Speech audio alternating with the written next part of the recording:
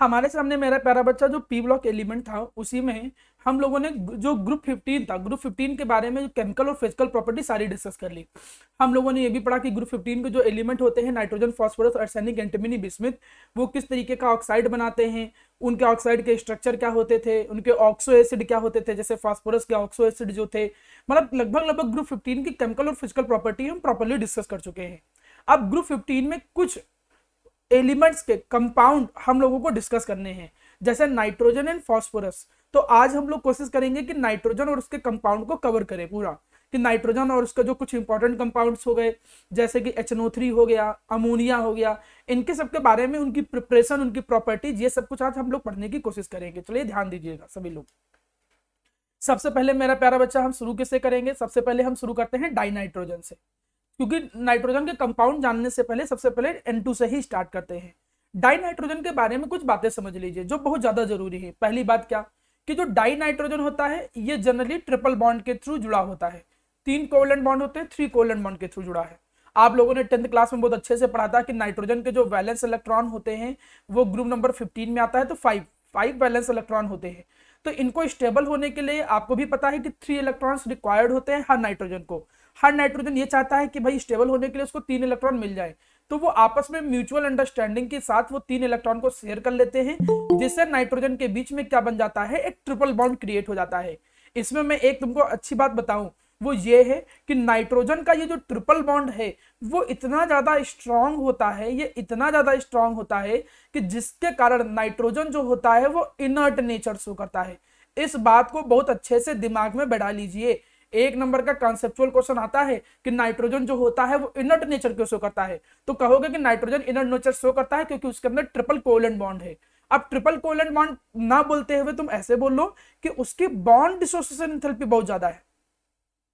Triple covalent bond बोलने की कोई ज्यादा जरूरत ही नहीं, मतलब बॉन्ड इतना ज्यादा स्ट्रांग है ट्रिपल बॉन्ड होने की वजह से कि बॉन्ड को तोड़ने के लिए एनर्जी बहुत ज्यादा लगेगी, और जब तक बॉन्ड टूटेंगे नहीं तब तक वो रिएक्शन नहीं करेगा। मतलब अगर हम नॉर्मली बात करें कि नाइट्रोजन तभी रिएक्ट करेगा जब नाइट्रोजन के बीच का बॉन्ड ब्रेक करेगा, और वो बॉन्ड को ब्रेक करने की एनर्जी इतनी ज्यादा होती है कि जनरली वो रिएक्ट ही नहीं करता है। तो इससे 2 क्वेश्चन बनते हैं कि नाइट्रोजन रूम टेम्परेचर पे इनर्ट क्यों होता है, बात नंबर 1। बात नंबर 2, नाइट्रोजन जो होता है वो ज्यादातर जितनी रिएक्शन शो करता है वो हाई टेम्परेचर पे करता है। मतलब नाइट्रोजन को तुम अगर किसी के साथ कंबाइन करोगे, जैसे नाइट्रोजन को हाइड्रोजन से कंबाइन करके अमोनिया ही बनाने की कोशिश करो, तब भी तुमको टेम्परेचर ठीक ठाक रखना पड़ेगा। ये नॉर्मल रूम टेम्परेचर पे नाइट्रोजन रिएक्ट नहीं करता है, रूम टेम्परेचर पे वो इनर्ट नेचर को ही शो करता है। तो नाइट्रोजन का जो एक बेसिक डाई नाइट्रोजन जो होता है उसका बेसिक एक लुईस डॉट स्ट्रक्चर आपके दिमाग में आया। अब शुरुआत उठता है, जितने भी हम कंपाउंड के बारे में डिस्कस करेंगे हम उनके बारे में 2 ही 3 बात पढ़ेंगे। पहली प्रिपरेशन, दूसरी मेरा प्यारा बच्चा हो गया कि उसकी केमिकल प्रॉपर्टीज और यूजेज अगर रहेंगे सिलेबस में। तो प्रिपरेशन भी 2 तरीके की होती हैं, एक होता है जिसको हम कहते हैं लैबोरेटरी प्रिपरेशन और एक होता है कॉमर्शियल प्रिपरेशन। इसके अलावा और भी बहुत सारे मोड होते हैं प्रिपेयर करने के, लेकिन लैबोरेटरी और कॉमर्शियल दोनों में एक थोड़ा सा अंतर होता है।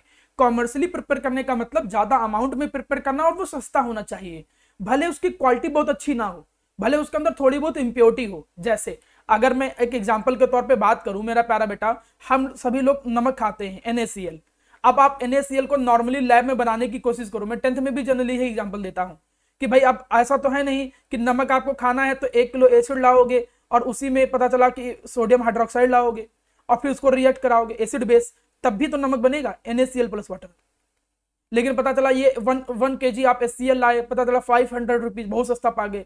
ये लाए आपका 400 रुपीज, बनाने में जो उसकी कॉस्ट आ गई लगभग 600 रुपीज, तो 1500 रुपए की तो कॉस्ट आ रही है। एडवर्टाइजिंग सबको जोड़ लो तो लगभग 3000 रुपीज किलो के हिसाब से तो तुम्हारा नमक पड़ेगा। इतना महंगा नमक तो नहीं खा पाएंगे। अब 2-4 भले खा लें, जैसे मतलब अफान हो गया और भी जो बच्चे हैं कि भाई 3000 रुपए किलो नमक खा सकते हैं, हम तो वही 30 रुपए वाला किलो टाटा नमक खाते हैं। तो अब इतना सस्ता नमक बनाने के लिए कॉमर्शियल, क्योंकि भाई जब कॉमर्शियल लेवल पे चीजें प्रिपेयर होती हैं तो वो सस्ती पड़ती हैं। जैसे आप लोग देखते हो कि जो इलेक्ट्रॉनिक्स होता है वो चाइना का इसीलिए सस्ता होता है क्योंकि वो बड़े स्केल पे बनाते हैं, कॉमर्शियल स्केल पे। तो कॉमर्शियल स्केल पे बनाना है तो कुछ ना करो, सी वाटर है। अब सी वाटर के अंदर क्या है, NaCl पड़ा ही है, वाटर को इवोपरेट कर दो, इवोपरेट करने से नमक तुम्हें मिल जाएगा। नमक मिल जाएगा प्लस कुछ और मिनरल्स भी मिल जाएंगे, थोड़ी बहुत इंप्योरिटी जाएगी तो वो बॉडी अपने आप सही कर लेगा, या तो मर मरा जाओगे, इससे ज्यादा कुछ नहीं होगा। मतलब कॉमर्शियली सस्ता बेचने के चक्कर में ये रहता है कि वो क्वालिटी भले थोड़ी गिरा दे, लेकिन लार्ज स्केल पे प्रिपेयर करने का मतलब होता है कि वो थोड़ा चीप रहे। तो ये दोनों प्रिपरेशन का एक मतलब समझ में आया। लेबोरेटरी प्रिपरेशन का मतलब भैया हमको बिल्कुल प्योर फॉर्म में चाहिए, तो या प्योर फॉर्म में, या फिर हम जनरली जो ज्यादातर अवेलेबल रीजेंट है उसकी मदद से कैसे बनाए। और कॉमर्शियली प्रिपरेशन का जो मेन एम होता है वो होता है इंडस्ट्रियल लेवल की प्रिपरेशन।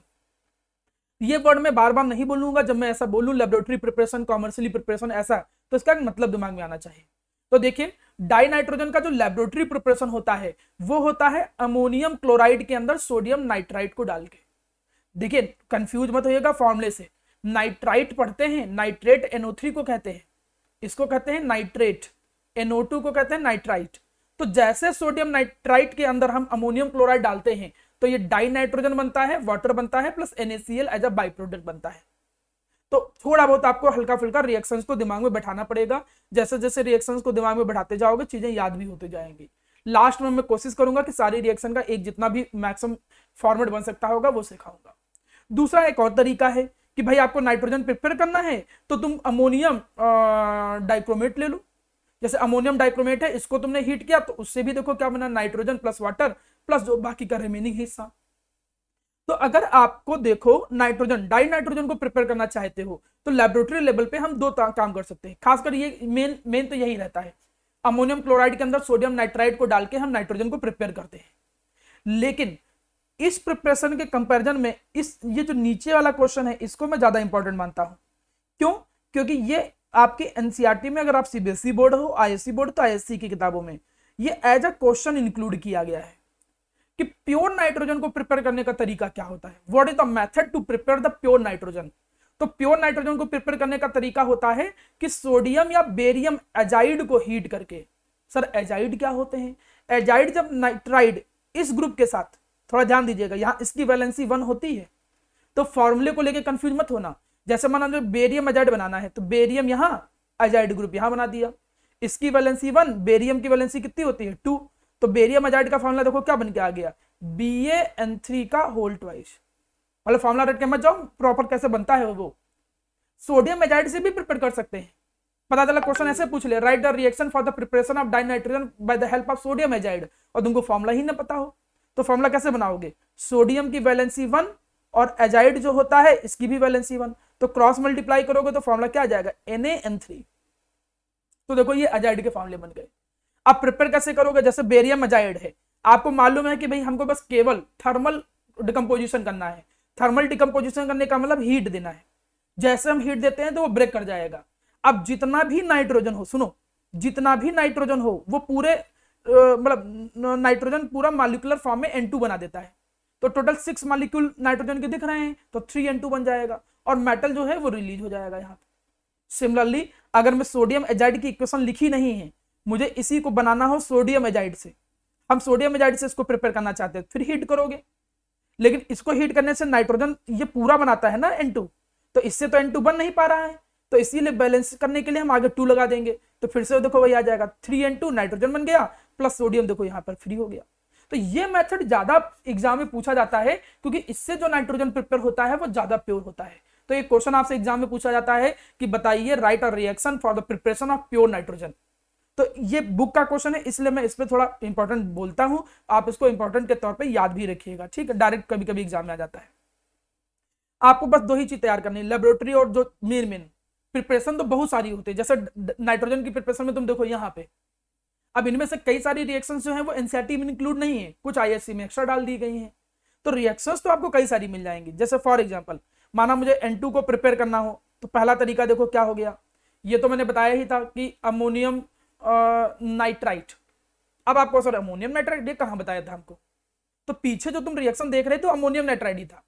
यहां जब वो रिएक्शन करेगा, देखो यहां रिएक्शन करेगा तो बनाएगा क्या, वो अमोनियम नाइट्राइट ही तो बनाएगा और प्लस NaCl, तो देखो ये क्या निकल गया, ये NaCl यहां निकल गया, और अमोनियम नाइट्राइट को हीट करो तो N2 प्लस वाटर, मतलब यहां अमोनियम नाइट्राइट की जगह पर हमने इसको ब्रेक करके किया था, लेकिन यहां ये अमोनियम नाइट्राइट यूज कर रहे हैं, तो NaCl नहीं बनेगा। बस इतना समझो कि यहां से होगा क्या, ये N2 निकलेगा, N2, और N2 के साथ साथ जितना वाटर निकाल सकते हो, मैक्सिमम वाटर कितना बनेगा, 4 हाइड्रोजन 2 ऑक्सीजन से मैक्सिमम वाटर कितना बनेगा, 2 वाटर मॉलिक्यूल बन जाएंगे। तो जैसे इसको हीट करोगे तो N2 + 2 वाटर मॉलिक्यूल दे देगा। तो हम अमोनियम नाइट्राइड से भी बना सकते हैं, ये सेम वही प्रिपरेशन है जो पीछे पढ़ रखे थे। अमोनियम डाइक्रोमेट को हीट करके, ये भी रिएक्शन अभी आप पढ़ चुके हो। अमोनिया को हम ऑक्सीडाइज करके, अमोनिया को ऑक्सीडाइज करते हैं तभी नाइट्रोजन प्रिपेयर हो जाता है। अमोनिया का अगर हम रिडक्शन करें, देखो यहाँ copper oxide, sorry oxidation. Oxidation का मतलब क्या होता है? ऑक्सीडेशन का मतलब होता है in term of hydrogen, hydrogen के टर्म में देखा जाए तो हाइड्रोजन का रिमूव होना, हाइड्रोजन के निकलने को ऑक्सीडेशन बोलते हैं। तो कॉपर ऑक्साइड जो है ये एक ऑक्सीडाइजिंग एजेंट है, ये इस अमोनिया से हाइड्रोजन को रिमूव कर देगा। जैसे हाइड्रोजन को रिमूव करेगा तो यहां से N2 प्रिपेयर हो जाएगा। ये जब क्लास 11th में होते थे ना, जब क्वालिटेटिव एनालिसिस और क्वांटिटेटिव एनालिसिस था, तब इसके बारे में थोड़ा बहुत बात किया गया था। ब्लीचिंग पाउडर के अंदर अमोनिया डाल दो तभी N2 प्रिपेयर हो जाता है। ये देखिए ये एजाइड ग्रुप आ गए, सोडियम एजाइड, बेरियम एजाइड, ये क्या है? Sodium azide. इसको हीट करके नाइट्रोजन ऑक्साइड के साथ हम अमोनिया की रिएक्शन करा करके, तो रिएक्शन यहाँ पर कई सारी है। अगर आप सीबीएसई बोर्ड के हो तब तो आपको इस फ्लो चार्ट के चक्कर में नहीं पड़ना है, फिर आपको केवल जो पिछले पेज में रिएक्शन जितनी देख रहे थे that is more than sufficient. आप केवल इतनी ही रिएक्शन याद करो, इससे ज्यादा तुम्हें कहीं और नहीं जाना है। लेकिन यहाँ पर हम ज्यादा रिएक्शन बताने का मतलब क्या है, ये यहाँ पर ये मतलब होता है कि जब तुम थोड़ा कॉम्पिटिटिव अप्रोच में जाते हो तो तुमको कई सारी प्रिपरेशन याद करनी पड़ती है। और उन प्रिपरेशन को याद कैसे किया जाता है? या तो कोई शॉर्टकट बना के, कोई ट्रिक बना के, नहीं तो ऐसे ही फ्लो चार्ट बना के। जैसे फ्लो चार्ट बना ले, इसमें ये डाले तो ये प्रिपेयर होगा, ये प्रिपेयर होगा, तो प्रिपरेशन का एक फ्लो चार्ट बनाया जाता है। वैसे ही केमिकल प्रॉपर्टी का एक साथ फ्लो चार्ट बनाया जाता है। तो अगर आप सीबीएसई बोर्ड के हो तब तो आपको केवल इसी पेज पे ध्यान देना है। आईएससी में 1-2 रिएक्शंस थोड़ी एक्स्ट्रा होंगी, वो मैं बाद में डिस्कस करूंगा जब आप लोगों के साथ बैठूंगा, ठीक है, जो बीच में डिफरेंस है। तो नाइट्रोजन में मेनली आपको केवल ये 3 रिएक्शन पे ज्यादा फोकस करना है, आप चाहे जिस भी बोर्ड को इतना ध्यान दो। प्योर नाइट्रोजन बनाना है, अजाइड को हीट कर दीजिए। माना आपको लेबोरेटरी पे बनाना है तो आप अमोनियम नाइट्राइड बनता किससे है? Ammonium chloride plus sodium nitride की मदद से। उसकी जब साथ रिएक्शन कराओगे तो वो प्रिपेयर हो जाएगा, क्या कहते हैं, N2। अब यहां तक की चीजें हो जाने के बाद थोड़ा सा आगे बढ़ता हूं। नेक्स्ट देखिए बेटा, प्रॉपर्टीज ऑफ डाई नाइट्रोजन। जब मैं प्रॉपर्टीज ऑफ डाई नाइट्रोजन की बात कर रहा हूं तो थोड़ा इसको लेकर ध्यान से चीजें समझिएगा। मैं यहां पर इस केमिकल प्रॉपर्टी को डिस्कस कर चुका हूं। किस केमिकल प्रॉपर्टी को मैं डिस्कस किया हूं? कि डाई नाइट्रोजन जो होता है ये इनर्ट नेचर शो करता है। डाई नाइट्रोजन, अंशु सिंह के नाम से प्रियांशु तुम ही हो क्या? प्रियांशु? No sir. तो अंशु सिंह बेटा कौन है बच्चा? चलिए मुझे मैसेज कर दीजिएगा बेटा, मैं पढ़ा रहा हूँ, ठीक है। चलिए आप मैसेज करिएगा। अब मैंने यहाँ पर प्यारा बेटा बोला क्या कि जो डाई नाइट्रोजन होता है वो डाई नाइट्रोजन की कई सारी प्रॉपर्टी होती है, जिनमें से एक कॉन्सेप्चुअल क्वेश्चन ये कई बार पूछा जाता है जो यहाँ पर लिखा हुआ है। क्या है कॉन्सेप्चुअल क्वेश्चन? कि डाई नाइट्रोजन इनर्ट नेचर का होता है। इसको मैं क्वेश्चन बताता हूँ कैसे क्वेश्चन आता है। क्वेश्चन नंबर 1 ऐसे पूछा जाता है कि बताइए why N2 is inert nature, why N2 is inert in nature. N2 जो होता है वो इनर्ट नेचर का क्यों होता है एट द रूम टेम्परेचर। यह तो क्वेश्चन एक ऐसे पूछा जाएगा कि N2 जो होता है वो इनर्ट नेचर का क्यों होता है रूम टेम्परेचर पे। दूसरा क्वेश्चन कि वाई रिएक्शंस ऑफ N2, जो रिएक्शंस होती हैं N2 की वो अकर करती हैं एट हाई टेम्परेचर, वो केवल हाई टेम्परेचर पर ही अकर करती हैं। आप इन दोनों बातों का आंसर दीजिए। तो मैं इसका आंसर पूछूंगा किसी एक से। अथर स्वरूप आंसर बताओ इन दोनों क्वेश्चनों का। अगर क्वेश्चन एग्जाम में ऐसे आ गया तो क्या आंसर रहेगा? अथर स्वरूप, पीहू, कोई भी बता सकता है। फरहान? सर वो लोग हाईली मतलब कि वो स्ट्रॉन्ग बॉन्ड बना सकते हैं। हाँ, वो स्ट्रॉन्ग बॉन्ड बना सकता है कि स्ट्रॉन्ग बॉन्ड होता है? सर होता है। तो हाँ, आप कहोगे स्ट्रॉन्ग बॉन्ड होता है, फिर पूरी लाइन बोलनी पड़ेगी कि उसको ब्रेक करने के लिए ज्यादा एनर्जी लगेगी। तो इससे अच्छा एक वर्ड आप बोलिए, due to high bond dissociation enthalpy.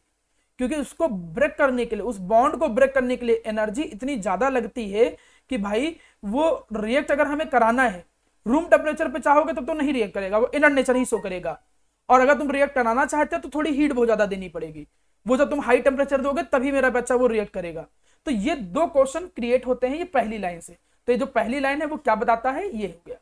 आप डेटा लिखना चाहते हो तो डेटा ये दे रखा है कि 946 किलो कैलोरी पर मोल, लगभग इतनी एनर्जी की जरूरत पड़ती है बॉन्ड को ब्रेक करने के लिए। अब आगे बढ़ते हैं। आगे की जब हम बात यहां पर आए तो देखो रिएक्शंस पे आए। आपको भी मालूम है कि कोई भी एलिमेंट जब नाइट्रोजन से कंबाइन करता है तो उसे नाइट्राइड कहते हैं। देखो सिंपल सा टास्क है, कोई ऑक्सीजन से कंबाइन करेगा एलिमेंट तो ऑक्साइड कहेंगे, कोई हेलोजन से कंबाइन करेगा तो हैलाइड कहेंगे, कोई सल्फर से कंबाइन करेगा तो सल्फाइड बोलते हैं। वैसे ही कोई भी एलिमेंट जब नाइट्रोजन से जुड़ता है तो उसे जनरली नाइट्राइड कहा जाता है उसका करस्पॉन्डिंग। तो यहाँ पे जो हाईली इलेक्ट्रोपॉजिटिव मेटल होते हैं वो नाइट्राइड बनाते हैं। हाईली इलेक्ट्रोपॉजिटिव में कई सारे होते हैं, जैसे लिथियम का नाइट्राइड होगा, लिथियम, मैग्नीशियम, ये सब। अब ये नहीं कि इनका बैठ के फॉर्मूला याद करने जा रहे हो, फॉर्मूला सिंपल ही है। देखिए जैसे ये आया मैग्नीशियम, ठीक, और यहां पर ये N, इसकी वैलेंसी कितनी आ गई 3 नाइट्रोजन की, और यहां पर इसकी वैलेंसी कितनी आ गई 2। तो क्रॉस मल्टीप्लाई करोगे तो फॉर्मूला क्या आ जाएगा Mg3N2। तो देखो अब बच्चों वाली चीज सिखाई जा रही है आपको, क्लास 9 में पढ़ाया जाता है। जैसे लिथियम उसकी वैलेंसी 1, नाइट्रोजन वैलेंसी 3, तो क्रॉस मल्टीप्लाई करोगे तो लिथियम नाइट्राइड बनेगा। अब इतना छोटा छोटा क्वेश्चन कोई आ जाए और उसमें भी तुमको सोचना पड़े तब तो बड़ी चिंता वाली बात है। क्वेश्चन ऐसे आ जाए कि मैग्नीशियम Mg+N2 और बताओ बनाएगा क्या, तो बनाएगा वो Mg3N2। माना लिथियम प्लस N2 आ जाए तो आपको मालूम है कि भैया लिथियम नाइट्रोजन के साथ कंबाइन हो जाएगा तो लिथियम नाइट्राइड बनेगा। लेकिन अब बैलेंस तो आप कर ही सकते हो, बैलेंसिंग को इतना बड़ा टास्क नहीं है। 10th में बैलेंसिंग करके ही आप सीखे थे, एक ऐसी चीज जिसमें आप लोगों को लगा था कि यार कोई बहुत बढ़िया चीज सीखी है तुमने, मतलब पहली बार तुमको लगा कि केमिस्ट्री में कोई बहुत टैलेंटेड चीज सीखा है। 10th में यही लगता है ना, बैलेंसिंग बढ़िया चीज है कोई, तो बैलेंस करके आप काम चला सकते हो। सभी लोग लगभग सीखते हैं, उस पर मेहनत करते हैं अधिकतर सारे बच्चे।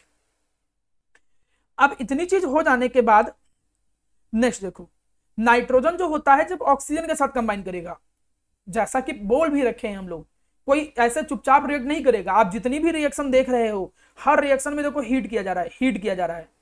क्यों हीट किया जा रहा है? क्योंकि नाइट्रोजन रूम टेम्परेचर पर रिएक्ट ही नहीं करता है, बॉन्ड ब्रेक करना बहुत ज्यादा कठिन है। इस वजह से होगा क्या मेरा बच्चा, अगर नाइट्रोजन की रिएक्शन आप ऑक्सीजन के साथ कराते हो तो रूम टेम्परेचर पे वो रिएक्ट नहीं करेगा। हाँ, बहुत हाई टेम्परेचर देने की जरूरत पड़ेगी, जैसे 2000 केल्विन के आसपास। जब इतना टेम्परेचर दोगे तो नाइट्रोजन ऑक्सीजन के साथ कंबाइन करके ऑक्साइड बना देगा, नाइट्रोजन ऑक्साइड। और नाइट्रोजन के सारे ऑक्साइड आप लोग पहले ही पढ़ चुके हो। तो ये कुछ यहां तक की जानकारी है। ये जानकारी ऐसी नहीं है कि आपको कोई बहुत नॉलेज देने की जरूरत है, आप इसको थोड़ा थोड़ा मेहनत करके सीखोगे तो समझ में आने लग जाएंगे, ठीक है। बस थोड़ा सा याद करना पड़ेगा। तो डाई नाइट्रोजन की जितनी भी जानकारी मुझे लगता था आपको जरूरत है देने की, वो आपको प्रोवाइड कर चुका हूं। अब चले आते हैं नए कंपाउंड पे, that is known as ammonia. जो आईसीएससी बोर्ड के बच्चे हैं 10th आईसीएससी, वो ये सब कंपाउंड पढ़े होंगे, अमोनिया, नाइट्रिक एसिड, उनके लिए कोई बहुत पहली बार नहीं पढ़ा है। सीबीएसई बोर्ड के बच्चों के लिए थोड़ा सा हाँ पहली बार है। अब अगर माना आप अमोनिया को प्रिपेयर करना चाहते हो तो प्रिपरेशन कई सारी है, प्रिपरेशन नंबर 1, प्रिपरेशन नंबर 2। तरीका क्या होता है, जब मैं 10th आईसीएससी में बच्चों को पढ़ाता था कभी, तो बच्चों को ऐसे सिखाता था कि अमोनिया बनाने का एक तरीका है कि अमोनियम का कोई सॉल्ट ले लो, अमोनियम का कोई सॉल्ट ले लो, और अमोनियम के सॉल्ट की रिएक्शन जब तुम कराते हो बेस के साथ, खासकर स्ट्रॉन्ग बेस ले, मतलब थोड़ा कमजोर नहीं, ठीक ठाक बेस, तो जब ऐसा करते हो तो जो अमोनिया वाला हिस्सा होता है ये कन्वर्ट हो जाता है किसमें, अमोनियम वाला हिस्सा। वो अमोनियम वाला हिस्सा किसमें कन्वर्ट हो जाता है, अमोनिया में। और बाकी हिस्सा जो होता है वो देखो, ये जो मेटल है, सॉरी बेस जो है मेटल हाइड्रोक्साइड, मतलब ये जनरली जो मेटल हाइड्रोक्साइड जो बेस होते हैं, ये दोनों लोग मिलकर क्या बनाते हैं, ये बनाते हैं सॉल्ट प्लस वाटर। अब अगर इतना टास्क अपने दिमाग में समझे हो तो कोई बहुत कठिन चीज नहीं है। देखो कैसे, आपके सामने माना एक रिएक्शन लिख के आया ammonium chloride plus calcium hydroxide. अगर प्रिपरेशन आया तो प्रिपरेशन भी याद कर सकते हो। माना आया अमोनिया की प्रिपरेशन कैसे करेंगे, तो एक तो हैबर प्रोसेस है, that is industrial process, commercial method है वो।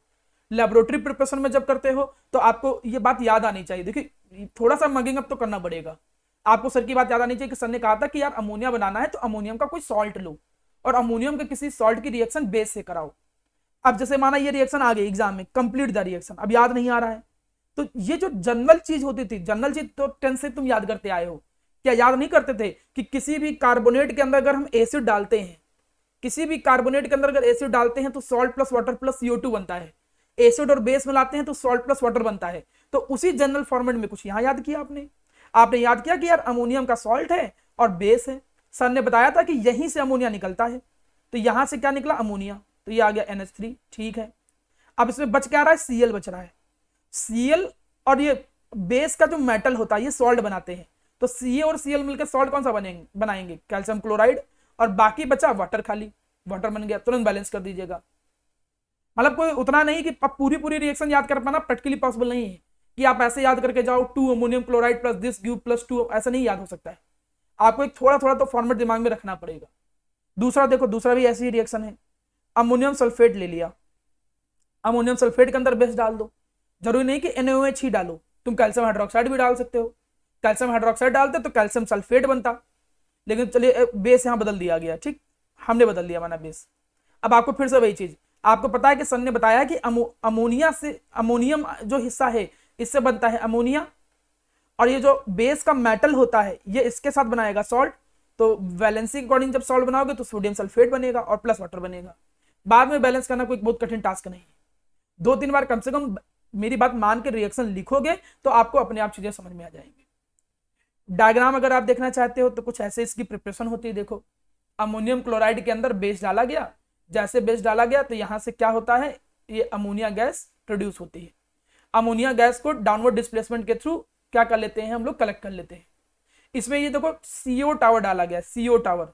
CO टावर का काम क्या होता है कि अमोनिया के साथ साथ थोड़ा वाटर भी प्रोड्यूस हो रहा है, तो ऐसा ना हो कि अमोनिया के साथ साथ थोड़े वाटर के वेपर भी उसमें मिक्स हो जाए, इसलिए जो CO होता है वो डिहाइड्रेटिंग रीजन का काम करता है, ये डिहाइड्रेटिंग रीजन का काम करता है।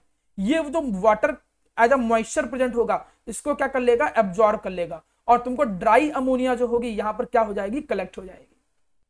आप लोग जब इसी को 10th RCSC में थोड़ा आगे पढ़ते थे तो फाउंटेन टेस्ट करके पढ़ाया जाता था, कुछ फाउंटेन वाउंटेन करके, तो कोई बहुत बड़ा कठिन टास्क नहीं है अमोनिया की प्रिपरेशन का।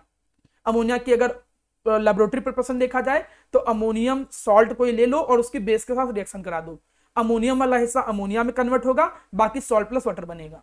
2-3 बार दिमाग में लिखो, एक फ्लो चार्ट बना लो, सारी रिएक्शन पी ब्लॉक की एक जगह पे लिख लो और याद करो।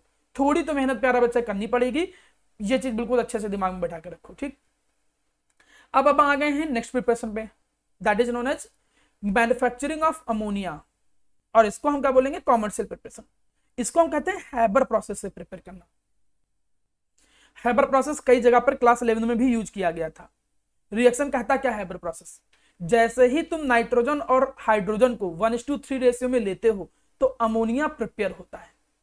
यहां पे मैं एक बात बता दूं, यहां पे आयरन जो होता है वो हम लेते हैं एज अ कैटलिस्ट, ये मैं पढ़ा चुका हूं तुमको, एज अ कैटलिस्ट लेते हैं। और प्रोमोटर के तौर पे किसको लेते हैं, किसी को याद है एज अ प्रोमोटर? मॉलिब्डेनम। ठीक है, मॉलिब्डेनम जो हम लेते हैं एज अ प्रोमोटर लेते हैं। क्या होते हैं प्रोमोटर रोहित? प्रोमोटर्स क्या होते थे सर? जो कैटलिस्ट की एक्टिविटी इंक्रीज कर देते हैं। हाँ, जो कैटलिस्ट की एक्टिविटी इंक्रीज कर देते थे, ठीक है। अब ये रिएक्शन आप देख रहे हो, इस रिएक्शन में मैं कुछ बातें पहले बोलना चाहूंगा, प्रिपरेशन पर्सन तो आप थोड़ा समझ लो। रिएक्शन में हुआ क्या, देखो यहां से हाइड्रोजन और नाइट्रोजन को डाला गया, ये यहां पर आया भाई साहब, यहां पर देखो ये कैटलिस्ट मिला, कैटलिस्ट जैसे मिला तो उसने क्या बनाया, अमोनिया बनाया। अमोनिया बनाने के बाद ये कूलेंट है जो ठंडा कर देगा अमोनिया गैस को, और ये अमोनिया यहाँ नीचे कलेक्ट हो जाएगा। जो हाइड्रोजन और नाइट्रोजन रिएक्ट नहीं हुआ है, दिस इज अनरिएक्टेड। जरूरी नहीं कि हमने पास कराया और पूरा रिएक्ट ही कर जाए, जो रिएक्ट नहीं किया गया उसको दोबारा बैक करके वापस भेज दिया गया है, फिर वो कैटलिस्ट से पास करके तब अमोनिया बनाएगा। कुछ ऐसी ही रिएक्शन हो रही है। N2+ यहां पर रिएक्शन देखिए अगर, तो क्या हो रहा है, N2+ H2 इसको यहां डाला जा रहा है, कैटलिस्ट यहां मिल जाएगा प्लेटिनम और मोलिब्डेनम, यहां अमोनिया बनाएगा। अमोनिया बनाने के बाद यहाँ पर कूलेंट वूलेंट है वो एब्जॉर्ब कर लेगा और मेन अमोनिया यहाँ से निकल जाएगी, और जो नाइट्रोजन हाइड्रोजन कंबाइन नहीं हुआ है उसको रिवर्स बैक करके हम वापस इसी कैटालिटिक हिस्से में डाल देते हैं। ये तो हैबर प्रोसेस है सिंपल सी। इसकी मैं एक बात बताना चाहता हूं, इसमें 1 मार्क क्वेश्चन को थोड़ा लिख लूं, ये 1 मार्क क्वेश्चन कई जगह पे हेल्प करेगा। वो 1 मार्क क्वेश्चन ये है कि क्या होती है favourable condition, what is the favourable condition for the preparation of ammonia. एक तो तुम डायरेक्ट लिख ही सकते हो कि यार iron as a catalyst, molybdenum as a promoter देना, ये सब देना, लेकिन इसको थोड़ा समझो। मैं यहां पर फेवरेबल कंडीशन के तौर पे बोलूंगा क्या कि अमोनिया ज्यादा से ज्यादा बने, और अमोनिया ज्यादा कब बनेगा, ये एक इक्विलिब्रियम साइन है, रिवर्सिबल रिएक्शन है। तो अमोनिया तब ज्यादा बनेगा जब इक्विलिब्रियम किधर शिफ्ट होगा, फॉरवर्ड की तरफ शिफ्ट होगा। अब एक बात हमको देखो, रिएक्टेंट की तरफ टोटल मोल कितने हैं, 3 और 1 4 मोल, और प्रोडक्ट की तरफ टोटल मोल कितने हैं, 2 मोल। मतलब प्रोडक्ट की तरफ नंबर ऑफ मोल कितने हैं, लेस। और तुम चाहते क्या हो, तुम चाहते हो कि भाई ये शिफ्ट किधर हो, लेस नंबर ऑफ मोल की तरफ। अगर तुम ये चाहते हो कि भाई अमोनिया बनाने के लिए ये लेस नंबर ऑफ मोल की तरफ शिफ्ट हो, तो तुम्हें क्या लगता है प्रेशर क्या रखना पड़ेगा, ली-चार्टियर प्रिंसिपल क्या कहता है? इंक्रीज। हाँ, तो वहां पर तुम्हें क्या रखना पड़ेगा, हाई प्रेशर रखना पड़ेगा, क्योंकि ये रूल होता था कि अगर हम प्रेशर हाई करते हैं तो इक्विलिब्रियम किधर शिफ्ट होता है, लेस नंबर ऑफ गैसेस मोल की तरफ। एक बात ऐसा समझो, ये ली-चार्टियर प्रिंसिपल था, क्लास 11 में इक्विलिब्रियम में पढ़ाया गया था। इक्विलिब्रियम इधर शिफ्ट हो या इधर शिफ्ट हो, लेफ्ट या राइट, नियम क्या होता है, इक्विलिब्रियम जिधर शिफ्ट होगा उधर की चीज ज्यादा बनेगी। अगर रिएक्टेंट की तरफ शिफ्ट होगा मतलब प्रोडक्ट कम बनने लगेगा। तो यहां हम प्रोडक्ट की तरफ शिफ्ट करना चाहते हैं और प्रोडक्ट की तरफ गैस के मोल कितने हैं, कम है, और कम मोल की तरफ शिफ्ट करना चाहेंगे तो प्रेशर हाई रखना पड़ेगा। तो एक कंडीशन यहां पर यह निकल के आई कि हैबर प्रोसेस के दौरान मुझे जो प्रेशर होता है वो हाई रखना पड़ेगा, ये एक कंडीशन होगी।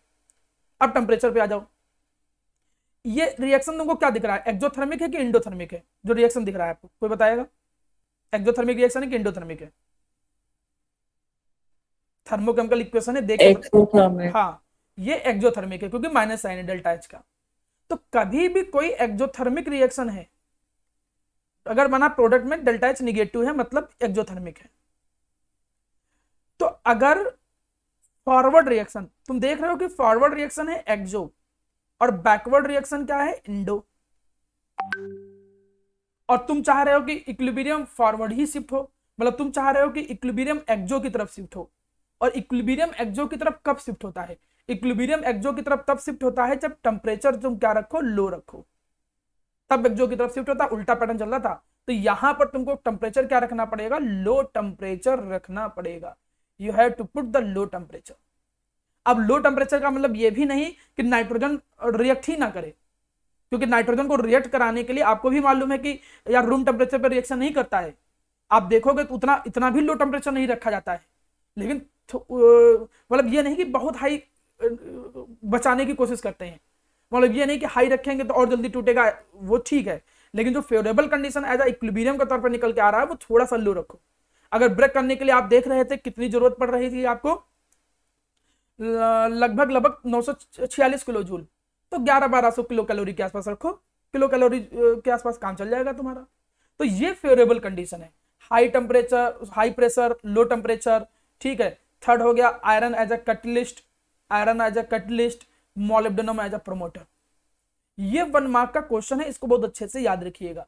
कई बार 1 नंबर में क्वेश्चन आता है कि write the favourable condition for the preparation of the ammonia through the Haber process, तो आप यही लिखोगे कि high pressure, low temperature, iron as a catalyst, molybdenum as a promoter. ये हम लोगों की फेवरेबल कंडीशन है जिस पर ज्यादा से ज्यादा अमोनिया प्रिपेयर होगा। तो ये है अमोनिया बनाने की process, industrial process, Haber process जिसको कहते हैं, और हमने लेबोरेटरी मेथड भी सीख लिया। तो अमोनिया की कुछ छोटी मोटी प्रॉपर्टीज हैं, उनको समझो, कोई बहुत कठिन हिस्सा नहीं है। चलिए इनकी छोटी प्रॉपर्टी भी सिखा देता हूं, थोड़ा समझिए जरा सा। छोटी प्रॉपर्टी में है क्या, बात नंबर 1, कोई तुमसे पूछे कि अमोनिया का एक्वस सॉल्यूशन जो होता है, ऐसे क्वेश्चन पूछ ले, why the aqueous solution of ammonia is basic in nature. अगर माना क्वेश्चन ये पूछ ले, aqueous solution of ammonia basic nature का क्यों होता है, तब तो तुम रिएक्शन डायरेक्ट बोल दोगे कि अमोनिया को जैसे ही हम पानी में डालते हैं तो वाटर जो होता है तुमको मालूम है सेल्फ आयनाइज होता है H+ और OH- में, और ये H+ को खींच करके अमोनियम आयन बना देता है और प्लस हाइड्रोक्साइड आयन मिलेगा। तो तुमको क्या मिलेगा, हाइड्रोक्साइड आयन मिलेगा एक्वस मीडियम के अंदर। इसकी वजह से ही अमोनिया अपना बेसिक नेचर शो करता है, कहां पर, इनटू द एक्वस सॉल्यूशन। तो ये एक्वस सॉल्यूशन होता है। दूसरी चीज, it is extremely soluble in water, ये बहुत ज्यादा सॉल्युबल है। अगर तुमसे कोई पूछे भी ना कि सबसे ज्यादा सॉल्युबल गैस कौन है वाटर के अंदर, तो एक तरीके से समझ लो अमोनिया बाकी गैस के कंपैरिजन में भी बहुत ज्यादा सॉल्युबल है। अगर मैं इसकी सॉल्युबिलिटी की बात करूं, पर 100 ग्राम 33 ग्राम के आसपास इसकी सॉल्युबिलिटी होती है, 33 ग्राम के आसपास, मतलब 100 ग्राम में लगभग 33 ग्राम के आसपास वाटर इसमें डिजॉल्व हो जाता है। और कोई मुझे बताएगा अमोनिया की इतनी एक्सट्रीम सॉल्युबिलिटी होने के पीछे रीजन क्या है? ये क्वेश्चन आता है एग्जाम में, why the ammonia is highly soluble in water. Simple सा टास्क है, बता सकते हो हल्का सा दिमाग लगा के। सर हाइड्रोजन बॉन्डिंग की वजह से। हाँ बिल्कुल यथास्वरूप, हाइड्रोजन बॉन्डिंग। सॉल्युबल होने का मतलब वाटर के साथ बॉन्ड बनाना। और आपको मालूम है कि ammonia can form ammonia can form hydrogen bond with water, can form hydrogen bond with water. ये सब क्वेश्चन ही बनते जा रहे हैं, थ्योरी भी पढ़ते जा रहे हो, क्वेश्चन भी तैयार करते जा रहे हो। Ammonia can form hydrogen bond with water, वो बहुत इजीली वाटर के साथ हाइड्रोजन बॉन्ड बनाता है, इसीलिए अमोनिया की जो सॉल्युबिलिटी होती है वो वाटर के अंदर काफी ज्यादा होती है। ठीक है, अमोनिया का एक्वस सॉल्यूशन बेसिक नेचर का क्यों होता है? क्योंकि एक्वस मीडियम के अंदर वो क्या प्रोड्यूस करता है? Hydroxyl ion, that's why it is a basic in nature in the aqueous medium. दूसरा और भी एक्सप्लेनेशन है, अमोनिया क्यों बेसिक नेचर का है। अगर ये पूछे, दो क्वेश्चन है, अमोनिया का एक्वस सॉल्यूशन क्यों बेसिक है, तो आप ये लिखोगे इक्वेशन, हाइड्रोक्सिल आयन प्रोड्यूस करता है। अमोनिया क्यों बेसिक नेचर का है, केवल इतना है। अगर केवल इतना है कि अमोनिया क्यों बेसिक नेचर का है, तो आप बोलोगे कि अमोनिया के पास लोन पेयर है, और लोन पेयर के कारण इसकी टेंडेंसी इलेक्ट्रॉन को डोनेट करने की होती है। ये इलेक्ट्रॉन को डोनेट करने की टेंडेंसी रखते हैं, और आपको क्लास 11 में पढ़ाया गया है कि जिसकी टेंडेंसी इलेक्ट्रॉन को डोनेट करने की होती है वो कहलाते क्या हैं? वो कहलाते हैं Lewis base. They are known as Lewis base, उन्हें लुईस बेस कहते हैं। इस वजह से अमोनिया जो होता है वो लुईस बेस है। तो देखो 3-4 क्वेश्चन है। Ammonia is highly soluble in water, why? Ammonia water के अंदर हाईली सॉल्युबल इसलिए है क्योंकि वो हाइड्रोजन बॉन्ड बना सकता है वाटर के साथ बहुत जल्दी। अमोनिया का एक्वस सॉल्यूशन बेसिक नेचर का क्यों होता है? In the aqueous medium ammonia can produce the hydroxyl ion, that's why it is basic in nature. Ammonia क्यों बेसिक नेचर का होता है? क्योंकि अमोनिया के नाइट्रोजन के पास लोन पेयर के इलेक्ट्रॉन है, through which it can donate the electron और have the tendency to donate the electron, that's why the ammonia is basic in nature. तो एक एक नंबर के कॉन्सेप्चुअल क्वेश्चन बनते जा रहे हैं। अब ये कुछ रिएक्शन हो सकता है, जैसे ऐसे पूछ सकता है, कंप्लीट द रिएक्शन ऐसे करके पूछ सकता है। अब यहां पर इस प्रिपरेशन में तुम याद रखो कि अगर सॉल्ट की रिएक्शन जहां कहीं हम कराते हैं अमोनियम हाइड्रोक्साइड के साथ, समझिएगा मेरी बात जरा, तो जो अमोनियम वाला हिस्सा है, इसका अमोनियम वाला हिस्सा, ये इसके सॉल्ट के एनायनिक हिस्से के साथ, अमोनियम वाला हिस्सा ऐसे समझो, अमोनियम वाला हिस्सा सॉल्ट का जो एनायनिक हिस्सा है, एनायनिक हिस्सा जो है सॉल्ट का, उसके साथ कंबाइन करके एक नया सॉल्ट बनाता है, एक नया सॉल्ट बनाएगा। और प्लस प्लस बनेगा क्या कि जो सॉल्ट का मेटल था, मेटल जो है सॉल्ट का, वो OH के साथ कंबाइन करके हाइड्रोक्साइड बनाता है, बात खत्म। ये एक बेसिक तरीका है। तो अगर माना कभी कोई रिएक्शन आ जाए तो कोई उतना कठिन नहीं है, अगर थोड़ा फॉर्मेट से याद करो तो आपको मालूम है कि अमोनिया किसके साथ कंबाइन करेगा? इसके एनायनिक हिस्से के साथ। अमोनिया की वैलेंसी अमोनियम की वैलेंसी कितनी है? 1, और सल्फेट की वैलेंसी कितनी है? 2। तो क्रॉस मल्टीप्लाई करोगे तो बनेगा क्या? Ammonium sulphate. और जो इसका मेटल है, पहले वाले सॉल्ट का मेटल वाला हिस्सा है, ये हाइड्रोक्साइड बना देगा, वैलेंसी के अकॉर्डिंग जिंक हाइड्रोक्साइड बनेगा। अब नीचे रिएक्शन थोड़ा अलग देख रहे हो तो जरूरी नहीं कि तुम वैसा ही रिएक्शन लिखो, तुम इसको बदल के भी लिख सकते हो ऐसे, जैसे रिएक्शन लिखा है FeCl3 प्लस अमोनियम हाइड्रोक्साइड, बताओ क्या बनेगा? तो आपको मालूम है कि अमोनिया इसके साथ कंबाइन होगा एनायनिक के साथ, तो बनाएगा क्या? Ammonium chloride. और Fe OH के साथ कंबाइन करेगा। Fe यहाँ पर कौन से वैलेंसी में? 3 वैलेंसी में, फेरिक है ये, तो फेरिक है तो फेरिक हाइड्रोक्साइड बनाएगा। तो आप ये बना दीजिए, जरूरी नहीं कि आप ऐसे लिखो Fe2O3.XH2, ऐसे लिखने की जरूरत नहीं है, आप ऐसे लिखो तब भी सही है। एक्चुअली में वो लिखा एक ही चीज है, अगर आप प्रॉपर्ली देखो तो आप ऐसे भी रिएक्शन लिखोगे तब भी आपको मार्क्स मिलेंगे। नीचे वही चीज लिखा है कि अमोनिया जो होता है वो लुईस बेस का काम इसलिए करता है क्योंकि इसके पास लोन पेयर के इलेक्ट्रॉन है, और जब लोन पेयर के इलेक्ट्रॉन है तो एक बात समझो कि ये लिगेंड्स का भी काम कर सकता है। कोऑर्डिनेशन कंपाउंड में बताया था मैंने, कोऑर्डिनेट बॉन्ड बनाने में हेल्प करता है। मतलब कई सारे कॉम्प्लेक्स कंपाउंड जो बनते हैं तो उसमें जो इलेक्ट्रॉन डोनेट करते हैं उनको बोलते हैं लिगेंड्स। उनको क्या बोलते हैं? लिगेंड्स बोलते हैं। जिन्होंने पढ़ा था ये चैप्टर उनको मालूम होगा ये बात। तो यहां पर क्या होता है कि अमोनिया को जब पुट किया जाता है किसी कॉपर आयन के साथ, तो वो देखो बना क्या रहा है? एक कॉम्प्लेक्स क्रिएट कर दे रहा है। यहां पर थोड़ा ध्यान समझिएगा, वो क्या क्रिएट कर दे रहा है? एक कॉम्प्लेक्स क्रिएट कर दे रहा है, जो कि किस कलर का है? डीप ब्लू कलर का। इस पे इंपॉर्टेंट लगा लो, ये कई बार पूछा जाता है एग्जाम में।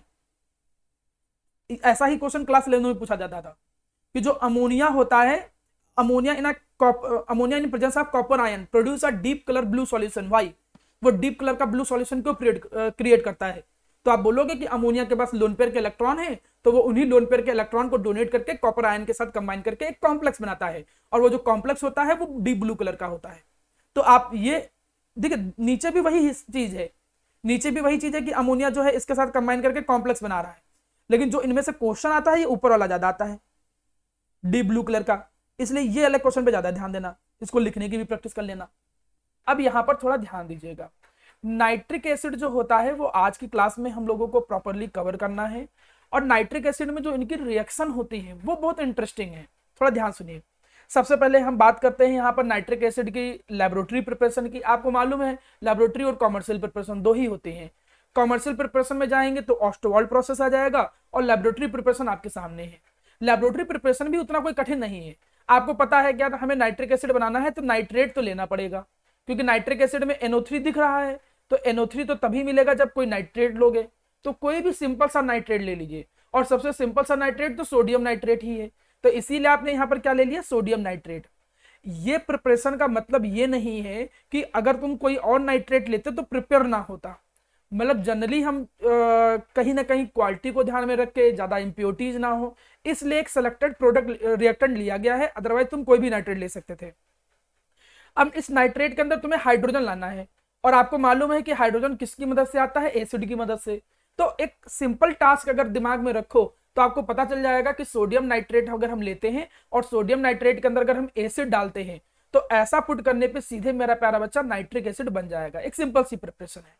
आप नीचे रिएक्शन को देख भी सकते हो, रिएक्शन दिख रही है कि आप अगर यहाँ पर सोडियम नाइट्रेट या पोटेशियम नाइट्रेट कोई भी ले रहे हो, उसके अंदर जैसे ही सल्फ्यूरिक एसिड डालते हो तो यहाँ पर आप देखोगे कि नाइट्रिक एसिड प्रिपेयर हो जाएगा। इस नाइट्रिक एसिड को ग्लास रिजॉर्ट के थ्रू ले गए, यहाँ से ऊपर हमने उसको थोड़ा कूल कर दिया, कूल करके कंडेंस कर दिया, और नाइट्रिक एसिड देखिए यहाँ पर कलेक्ट हो गया है। नाइट्रिक एसिड की एक सिंपल सी प्रिपरेशन होती है। जनरली नाइट्रिक एसिड कलरलेस होता है, लेकिन उसके अंदर कितनी इंप्योरिटी है उस बेसिस पे इसके कई सारे टाइप होते हैं, जैसे yellow and red fuming liquid. Actually fuming word तब आता है नाइट्रिक एसिड के साथ जब उसके अंदर इंप्योरिटी प्रेजेंट होती है, और किसकी इंप्योरिटी प्रेजेंट होती है, नाइट्रोजन डाइऑक्साइड की। Nitrogen dioxide as a impurity present होता है, और नाइट्रोजन डाइऑक्साइड का कितना कंसंट्रेशन प्रेजेंट होता है उस बेसिस पे कई टाइप आते हैं, जैसे रेड फ्यूमिंग लिक्विड होता है, व्हाइट फ्यूमिंग लिक्विड भी होता है। तो वो सब केवल डिपेंड करता है कि NO2 की इंप्योरिटी कितनी है। NO2 की इंप्योरिटी की बेसिस पे नाइट्रिक एसिड का कलर भी चेंज होता रहता है। वैसे नाइट्रिक एसिड जो होता है वो प्योर फॉर्म में कलरलेस ही होता है। ये हो गई बात नंबर 1। यहां तक कि थोड़ी थोड़ी बातें हम लोगों को जानली पता भी है। अब जो हम यहां पर डिस्कस करने वाले हैं वो है कॉमर्शियल प्रिपरेशन। इस कॉमर्शियल प्रिपरेशन को हम बोलते हैं ऑस्टवाल्ड प्रोसेस। अब देखिए, ये उम्मीद मत करो कि 3 नंबर में कोई ऐसा क्वेश्चन आएगा कि draw the neat and clean diagram of Ostwald process और बना के समझाओ। डायग्राम तो वैसे इस तरीके से देखो यहाँ सामने दिया भी है, लेकिन अब वैसा क्वेश्चन नहीं आता है।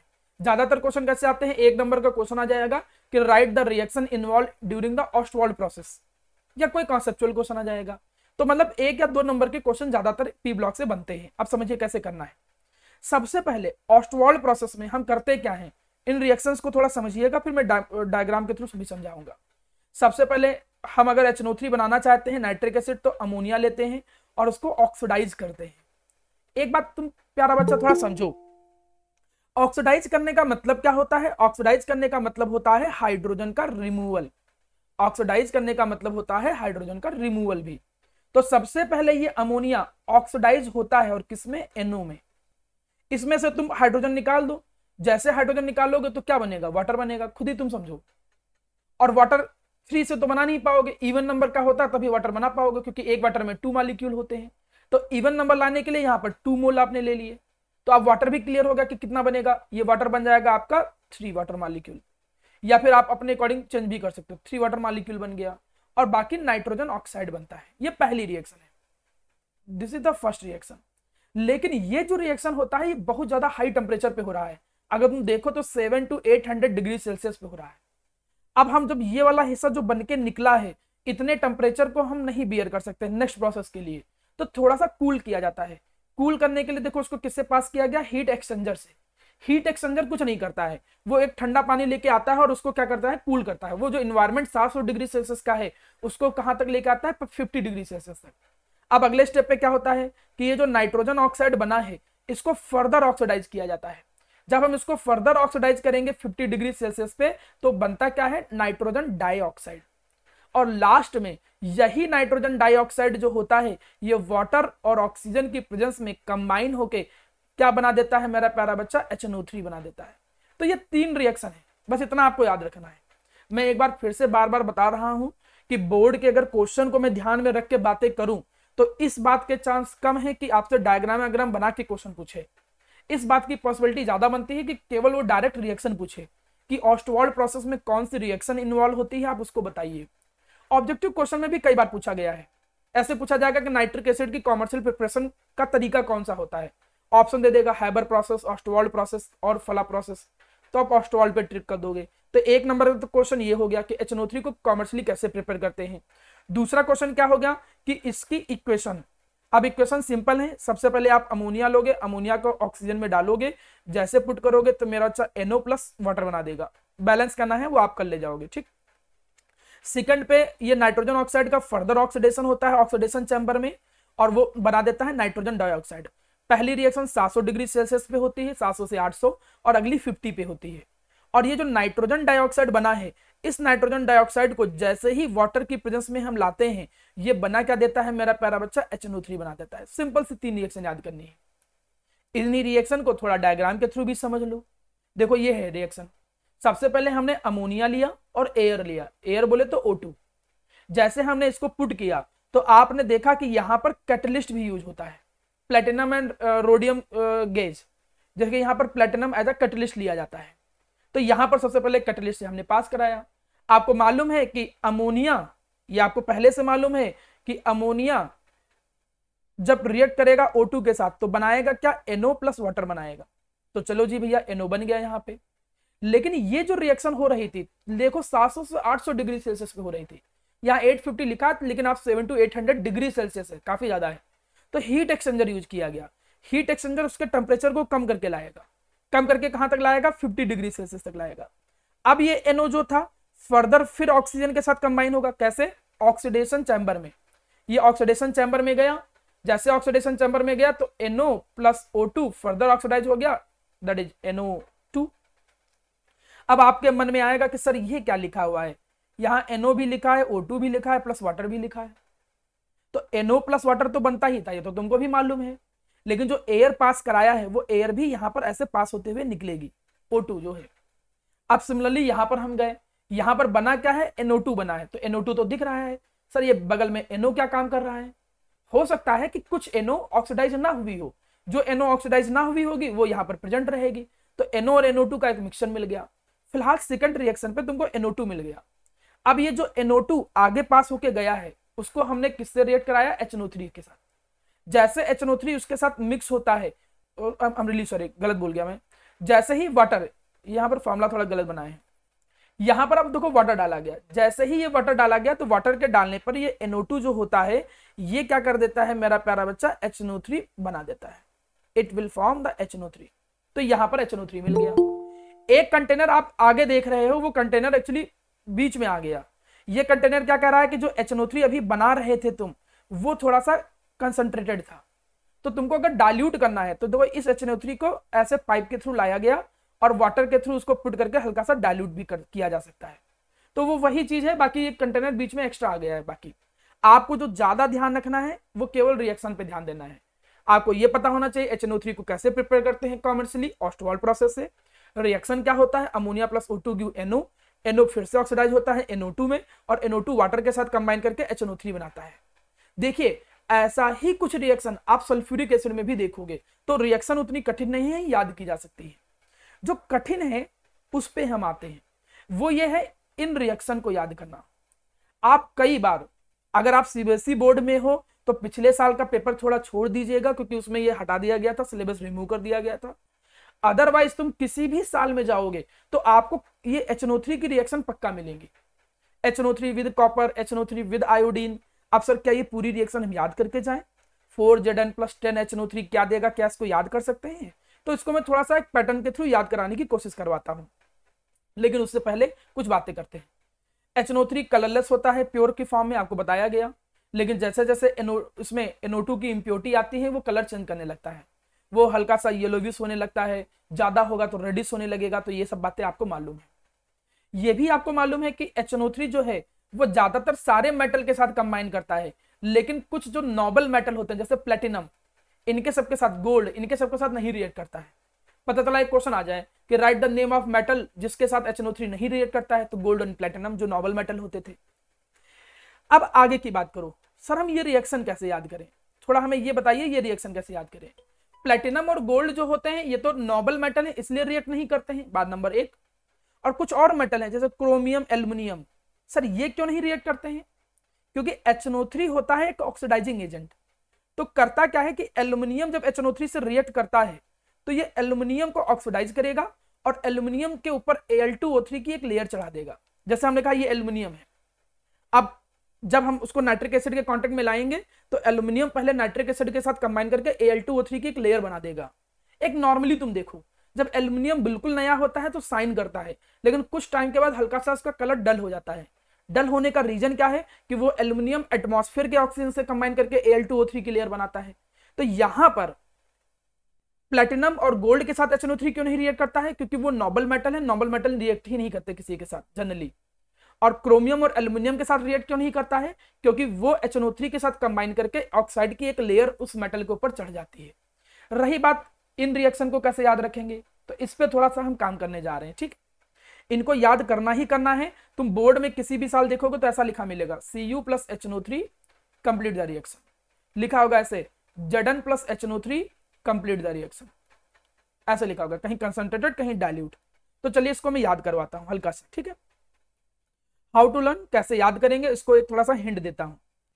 आप 2-3 बातें मेरी पहले दिमाग में समझ लो अच्छे से कि अगर कंसंट्रेटेड HNO3 यूज कर रहे हैं हम किसी मेटल के साथ, थोड़ा मेरी बात ध्यान सुनो, अगर हम कंसंट्रेटेड HNO3 यूज कर रहे हैं किसी मेटल के साथ, और पहले तो मेटल लो, ये कंसंट्रेटेड डाइल्यूट तो हटाओ, मैं यहां से फिर से लिख रहा हूं। पहले तो एक बात दिमाग में ये रख लो कि कोई भी मेटल जो हम ले रहे हैं उसकी रिएक्शन अगर HNO3 से साथ कराएंगे तो वो नाइट्रेट तो बनाएगा ही बनाएगा, इसमें तो कोई प्रॉब्लम ही नहीं है। ये नाइट्रेट तो बनाना ही बनाना है, मेटल नाइट्रेट तो बनाना ही बनाना है। प्लस क्या बनना है? नाइट्रोजन का ऑक्साइड बनना है। और प्लस क्या बनना है मेरा प्यारा बच्चा? वाटर बनना है। तो पहली बात तो ये दिमाग में बैठा लो, बात नंबर 1। ठीक है, अब इसके आगे बढ़ते हैं।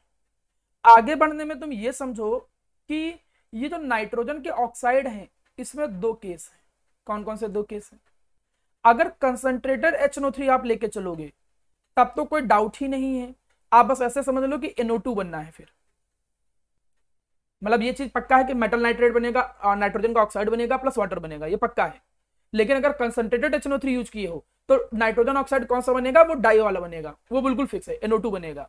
लेकिन अगर तुमने यहां पर डाइल्यूट HNO3 यूज किया है तो इसमें 2 चांस है। कौन कौन से 2 चांस हैं? पहला चांस ये है कि या तो बने N2O, या तो बने NO। फिर यहां पे 2 चांस आ जाता है, डाइल्यूट HNO3 में 2 चांस आ जाने। देखो पीछे कुछ में देखो NO बनना है, कुछ में N2O बनना है। अब सर ये कैसे याद रखें? 2 ही मेटल की रिएक्शन मेनली पूछी जाती है, एक कॉपर और एक जिंक। मैं आपसे पूछना चाहता हूं कि इसमें से ज्यादा रिएक्टिव कौन है? कोई बता सकता है ज्यादा रिएक्टिव कौन है कॉपर और जिंक में? Sir zinc. और इन दोनों में नाइट्रोजन किसमें ज्यादा है?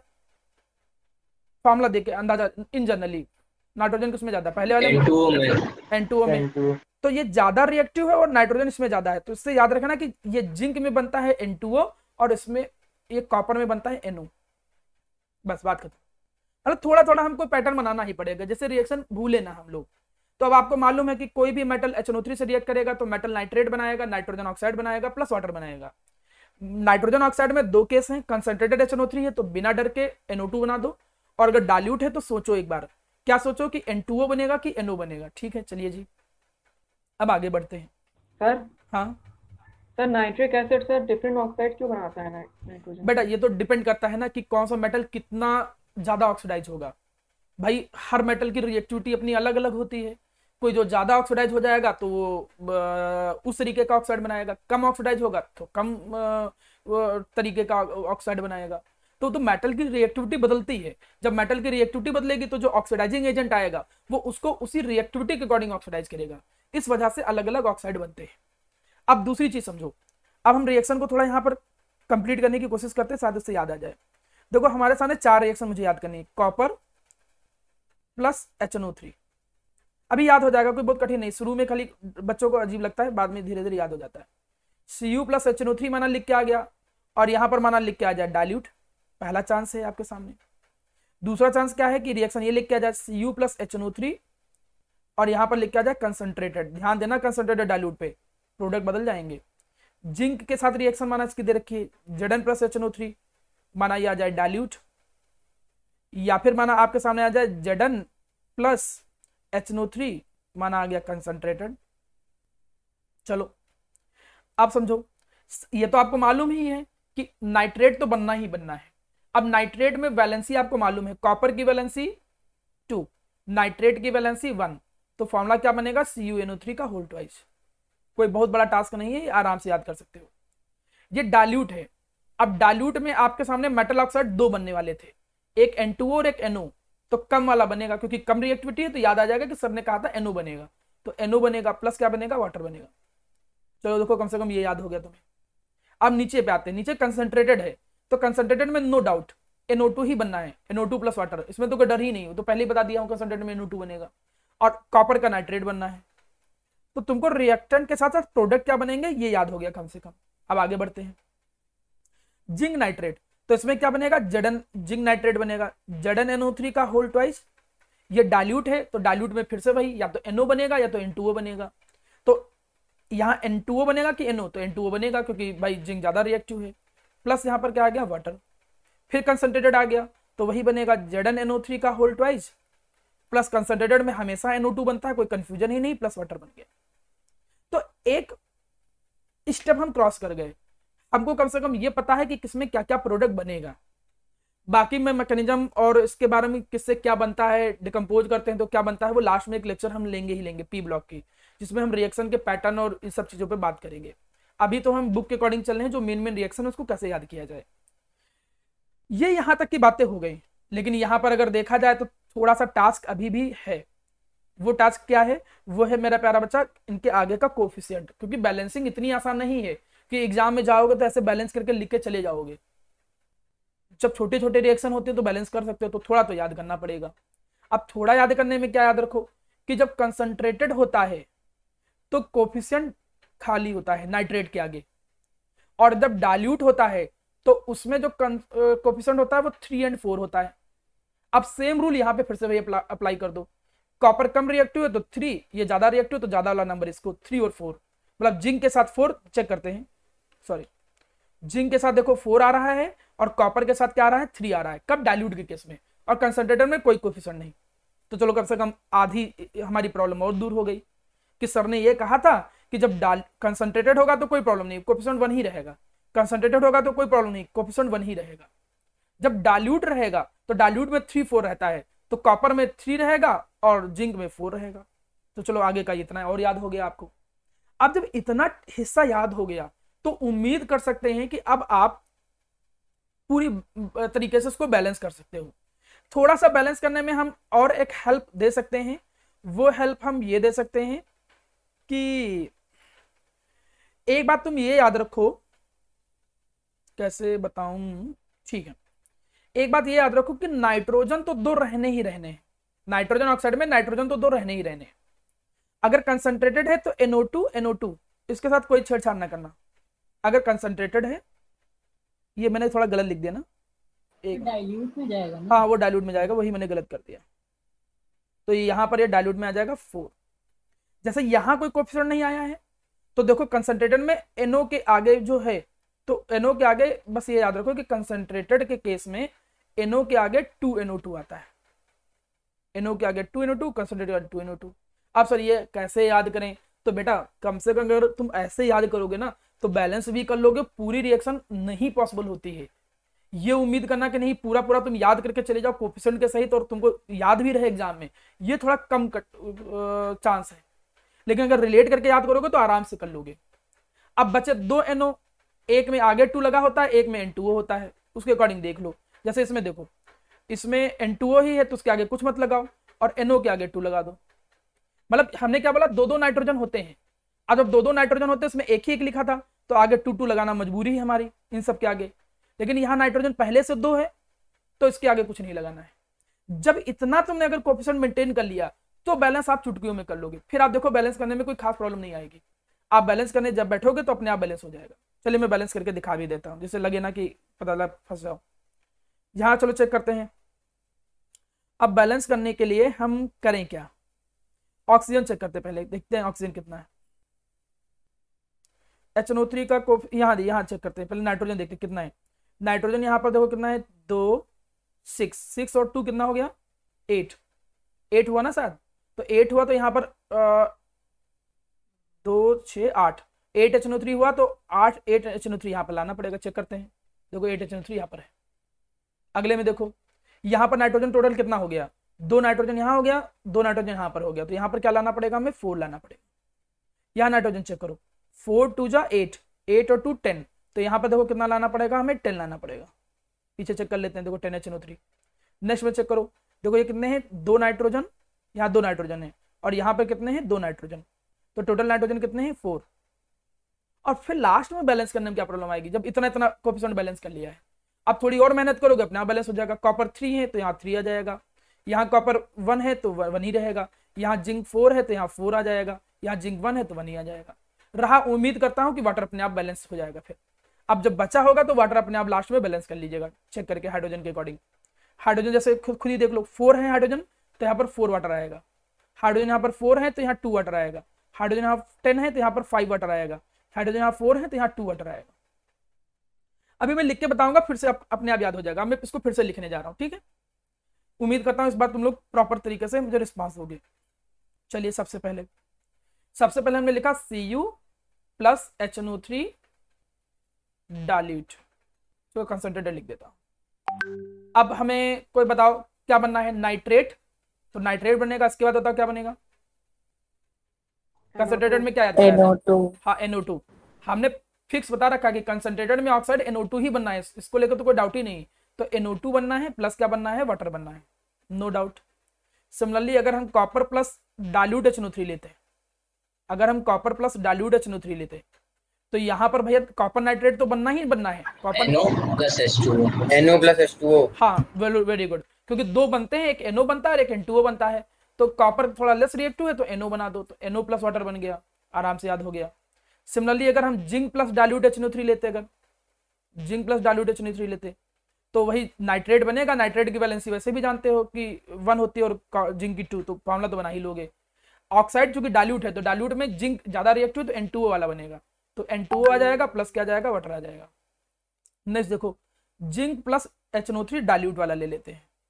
अब इस वाले केस में तुम ध्यान से देखो तो जिंक नाइट्रेट तो बनना ही बनना है सर, कंसंट्रेटेड। हाँ कंसंट्रेटेड।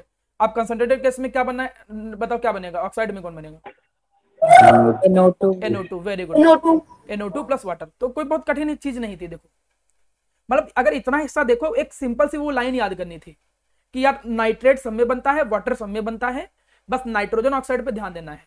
अगर कंसंट्रेटेड है तो NO2 ही बनना है, डाल्यूट है तो NO या N2O, और NO और N2O में भी आराम से याद कर लोगे, कॉपर में NO और जिंक में N2O, क्योंकि जिंक ज्यादा रिएक्टिव, देखो ऐसे याद करो कि एग्जाम तक ना भूलो, जिंक ज्यादा रिएक्टिव है इसलिए ज्यादा वाला। चलो इतना याद हो गया। इतना याद होने के बाद हमने ये इसके आगे को कोफिशिएंट याद कराने के लिए हमने बोला था, तो कोफिशिएंट जब हमने बोला था कि कैसे याद करोगे नाइट्रेट के आगे, तो हमने कहा था कि भाई कंसंट्रेटेड में तो कोई छेड़छाड़ नहीं करना है, कंसंट्रेटेड में वही रखना है, लेकिन जब डाल्यूट में आओगे तो 3 और 4, और फिर से वही रूल कि कम वाला कॉपर को, ज्यादा वाला जिंक को, तो कम वाला कॉपर को मिलेगा, कम वाला मतलब कॉपर वाले केस में, और ज्यादा वाला 4 वाला नंबर जो होगा वो जिंक वाले मिलेगा। 3 और 4 नीचे होगा, नीचे डाइल्यूट है एंड कॉपर के साथ नहीं, ये देखो यहाँ डाइल्यूट है ना, अच्छा उसमें ठीक है बेटा, तो डाइल्यूट नीचे है, दोनों डाइल्यूट नीचे ही है, तो देखो 3 इसमें आ गया और 4 इसमें आ गया, कोई बहुत कठिन रूल नहीं था। फिर हमने क्या बताया कि NO पे आ जाओ। NO में हमने बताया कि भैया सब में 2 नाइट्रोजन चाहिए हमको, सब में 2 नाइट्रोजन चाहिए ही चाहिए। अब सब में 2 नाइट्रोजन चाहिए तो इसमें 2 नाइट्रोजन कैसे लाएं, यहाँ पे 2 लगा दो, इसमें 2 नाइट्रोजन कैसे लाएं, यहाँ पे 2 लगा दो, यहाँ पे पहले से 2 है, कुछ भी नहीं करना है, यहाँ पे 2 नाइट्रोजन कैसे लाएं, ऐसे 2 लगा दो। अब कुछ नहीं बचा, अब तो बैलेंस आप कर ही सकते हो, आपको इसमें रह ही नहीं गया है, अब तो आप अपने आप कर सकते हो, जैसे हमने किया था। कैसे किया था, नाइट्रोजन टोटल काउंट करो, यहाँ नाइट्रोजन कितने हैं 2, यहाँ पे कितने हैं 2 4, तो 4 नाइट्रोजन कैसे आएगा जब यहाँ 4 लगाएंगे। यहाँ नाइट्रोजन कितना है 2 और यहाँ कितना है 6, 6 और 2 8, तो 8 लाना पड़ेगा। यहाँ नाइट्रोजन कितना है 2 और 8 10, तो 10 लाने के लिए 10 HNO3 लाना पड़ेगा। यहाँ नाइट्रोजन कितना है 2 और 2 4, तो यहाँ 4 लाना पड़ेगा। और इसके बाद वाटर बैलेंस करना है, तो वाटर बैलेंस करने में क्या है, हाइड्रोजन से वाटर बैलेंस होता है, तो एक वाटर में 2 होते हैं तो यहाँ पर 2 आ जाएगा। यहाँ 8 है तो उसका हाफ 4, यहाँ पे 10 है तो इसका हाफ 5, यहाँ पे 4 है तो इसका हाफ 2। अब ऑक्सीजन आपको देखना ही नहीं, अपने आप बैलेंस हो जाएगा। तो उम्मीद ऐसे करो, लिखो, इसकी प्रैक्टिस ऐसे करो कि एग्जाम में कट कट कट कर जल्दी करो, आगे बढ़ जाओ। टाइम नहीं है कि आप इसको पूरा मगिंग अप करके जाओ, और इकलौता इसी तरीके से ही आप आराम से याद कर सकते हो। रट के जाओगे, भूल जाओगे, कोएफिशिएंट कहीं इधर उधर हो गया तो नंबर उसी पे आधा नंबर कट जाएगा। प्रैक्टिस करोगे, मुझे नहीं लगता कोई कठिन है, आप बस थोड़ा सा प्रैक्टिस की रिक्वायरमेंट है, आप करोगे आराम से बच्चा आ जाएगा। तो ये जो रिएक्शन होती थी ये हमने बता दिया। एक्चुअली इसमें हो क्या रहा है कि जो कॉपर है या जिंक जो है वो HNO3 के साथ जब कंबाइन करता है तो HNO3 उनको ऑक्सीडाइज कर रहा है। किसमें ऑक्सीडाइज कर रहा है, नाइट्रेट में प्लस नाइट्रोजन ऑक्साइड। अब इसके बाद आते हैं इसके नॉन मेटल के साथ रिएक्शन। हम वही रिएक्शन यहां पर यूज कर रहे हैं जो बुक में है, और आप देखोगे इवन कॉम्पिटिटिव एग्जाम में से ज्यादा नहीं आता है। अब सर इनको कैसे याद करें, इसका कुछ तरीका बताइए, कुछ ऐसा जैसे इसको याद कर लें। फिर देखिए लास्ट में मैं आपसे पूछूंगा, इसलिए एक बार देख लो किस पैटर्न पे ये आया था। इसके बाद अब हम आ रहे हैं बेसिक नॉन मेटल के साथ।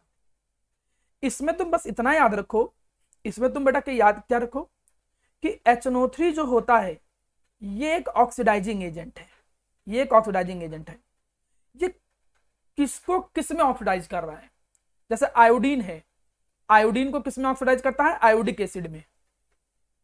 ठीक है, अगर और कोई भी ऑक्सीडाइजिंग एजेंट यूज करते तो लगभग लगभग इसी पैटर्न पे ही चीजें ऑक्सीडाइज होती हैं। तो आयोडीन किस में ऑक्सीडाइज होता है, आयोडिक में, ये याद करना पड़ेगा। कार्बन किस में ऑक्सीडाइज होता है, CO2 में, ये तो याद ही करना ही है।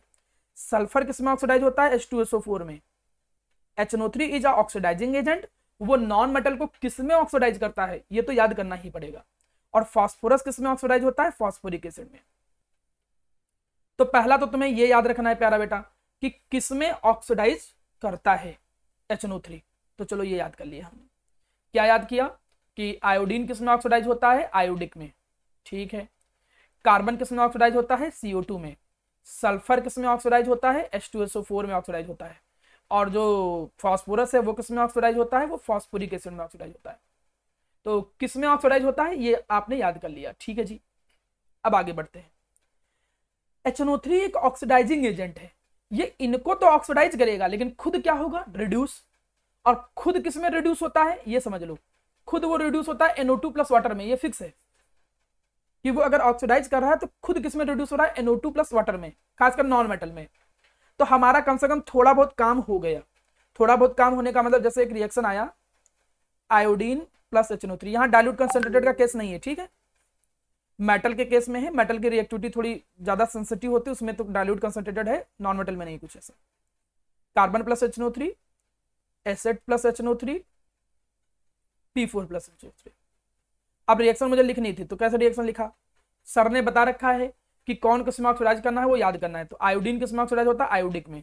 कार्बन किस में ऑक्सीडाइज होता है, CO2 में। सल्फर किस में ऑक्सीडाइज होता है, H2SO4 में। फास्फोरस किस में ऑक्सीडाइज होता है, H3PO4 में। बाकी बाई प्रोडक्ट सबके सेम है, NO2 प्लस वाटर। HNO3 खुद किस में रिड्यूस होता है, NO2 प्लस वाटर में। तो वो तो सबका सेम है, देखो NO2 plus water, NO2 plus water, NO2 plus water. तो चलो पहला आपने जो टास्क था वो कंप्लीट कर लिया कि क्या बनना है ये। लेकिन फिर अब आ गया कोफिशिएंट वाली बारी कि इतने बड़े बड़े कोफिशिएंट कैसे याद किए जाए, कुछ ज्यादा ही बड़े बड़े कोफिशिएंट हैं, इसको कैसे याद किया जाए। तो इसको याद करने के लिए तुम HNO3 के आगे के कोफिशिएंट याद करो। इसके कुछ शॉर्टकट बना रहा हूँ, कोई रूल नहीं है, तो पता चला तुम किसी से लड़ाई करने लग जाओ कि ये रूल है। ये मैं आपकी हेल्प कर रहा हूँ याद करने के लिए। आपको वैलेंस इलेक्ट्रॉन याद है सबके, कार्बन के वैलेंस इलेक्ट्रॉन कितने होते हैं बताओ, 4। कार्बन के वैलेंस इलेक्ट्रॉन कितने, 4। और कार्बन है कितना यहाँ पे, 1। यहाँ पर देखो लिखो बात, तो 4 × 1 कितना आएगा, 4।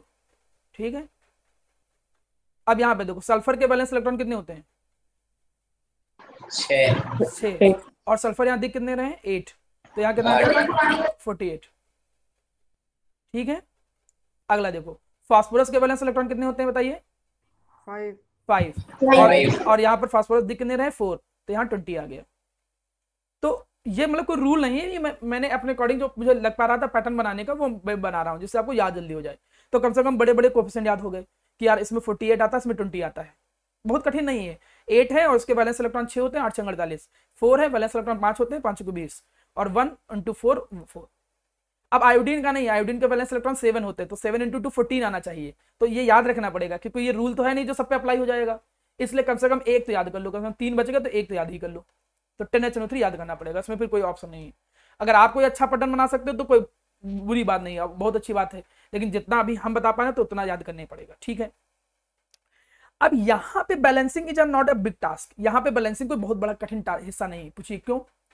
वो इसलिए बड़ा हिस्सा नहीं है क्योंकि अगर तुम यहाँ पर ध्यान से देखो तो नाइट्रोजन 2-3 जगह पे फैला नहीं है। पिछले में नाइट्रोजन 2-3 जगह पे फैला था, ऑक्साइड में भी, नाइट्रेट में भी। तो नाइट्रोजन यहाँ से देखो वही कोएफिशिएंट आएगा। यहाँ पर नाइट्रोजन कितना है? 10, तो यहाँ पे कितना आएगा? 10। यहाँ पे नाइट्रोजन कितना है? 4, तो यहाँ पे कितना आएगा? 4। यहाँ पे कितना है? 48, तो यहाँ कितना आएगा? 48। यहाँ पे कितना है? 20, तो यहाँ पे कितना आएगा? 20। क्योंकि इधर जितना नाइट्रोजन है, नाइट्रोजन एक ही जगह पे है, तो नाइट्रोजन आप आराम से बैलेंस कर लोगे, ठीक है। रहा आयोडीन के बैलेंस करने की बात, वो भी कोई बड़ा टास्क नहीं है क्योंकि ये एलिमेंट देख के आप आराम से, ये भी 2 जगह यूज नहीं हो रहे हैं, देखो एक ही जगह यूज हो रहे हैं, तो ये भी बड़ा हिस्सा है। 2 आयोडीन है तो यहाँ पर 2 लगाना पड़ेगा, 1 है तो 1 ही रहने दो, 8 है तो यहाँ पर 8 लगाना पड़ेगा, 4 है तो यहाँ पर 4 लगाना पड़ेगा, तभी फास्फोरस 4 होंगे। और अब क्या बचा है? आप तो लगभग सब कर ही लिए हो, वाटर तो आप बैलेंस कर ही लोगे ना बच्चा। 10 है, हाइड्रोजन देखो कितने, हाइड्रोजन से बैलेंस करो। देखिए आप बैलेंस उससे किया करो जो कम बार यूज हुए हों। आप ऑक्सीजन को ध्यान में रख के बैलेंस करोगे तो थोड़ा हो तो जाएगा क्योंकि अब लगभग हो ही गया है, लेकिन आप हाइड्रोजन देखो, हाइड्रोजन 10 थे तो 2 यहाँ निकल गए, हाइड्रोजन बचे कितने? 8, तो 8 से कितने वाटर आएंगे? 4। यहाँ टोटल हाइड्रोजन 4 हैं और यहाँ पर 4 लाने के लिए 2 करना पड़ेगा। यहाँ पर हाइड्रोजन कितने हैं? 48, तो इसमें से 16 तो यहाँ निकल गए। अब 16 यहाँ निकल गए तो बचे कितने? 32, तो 16 यहाँ लाना पड़ेगा, 16 दूनी 32। यहाँ पर 20 हाइड्रोजन है तो इसमें से 12 यहाँ निकल गए, 12 यहाँ निकल गए, ओके, तो बचे 8 में मतलब यहाँ 4 लाना पड़ेगा। हो गया बैलेंस, बिल्कुल आराम से बैलेंस हो गया, कोई बहुत कठिन नहीं था, सब कुछ आसान था। किसमें ऑक्सीडाइज हो रहा था वो याद रखना था। आगे के कोएफिशिएंट आपको नंबर ऑफ एटम को वैलेंस इलेक्ट्रॉन से मल्टीप्लाई करा के निकाल लेना है। जहां एक बार ये आया, यही number same to same number किसके सामने चला जाता है? यहाँ इसके सामने चला जाता है, क्योंकि नाइट्रोजन एक ही जगह पे यूज है तो बैलेंस करने के लिए यहाँ सामने जाएगा ही जाएगा। और उसके बाद इनके हिसाब से ये बैलेंस हो जाएगा, लास्ट में तो हाइड्रोजन बैलेंस ही कर लोगे। अब मैं एक एक करके पूछ रहा हूँ, ठीक, ऐसे नॉर्मली पूछता हूँ, देखिए किसको बहुत अच्छे से तैयार है। चलो, Zn प्लस HNO3 मुझे बिल्कुल बताइएगा, मतलब बैलेंस करके सब प्रॉपर, और बस आराम से बताइएगा, ये नहीं रट के। शुरू करते हैं अविका से। अविका बताओ क्या बनेगा?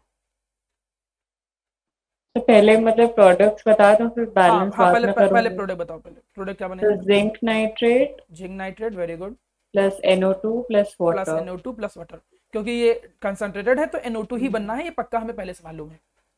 अब इसके बाद बैलेंस करने के लिए क्या हम लोग याद करते थे, कुछ याद है कि NO2 में 2 लगा दीजिए। हाँ, अभी नहीं, अभी पहले HNO3 के आगे चलते थे, मतलब स्टेप बाय स्टेप चलो, याद है तो अच्छी बात है। पहले HNO3 के आगे चलते थे। HNO3 में अगर कंसंट्रेटेड होता था तो कुछ नहीं करते थे, डाइल्यूट होता था तो क्या करते थे? डाइल्यूट होता था तो क्या करते थे? 3 या 4। डाइल्यूट होता था तो 3 या 4 करते थे।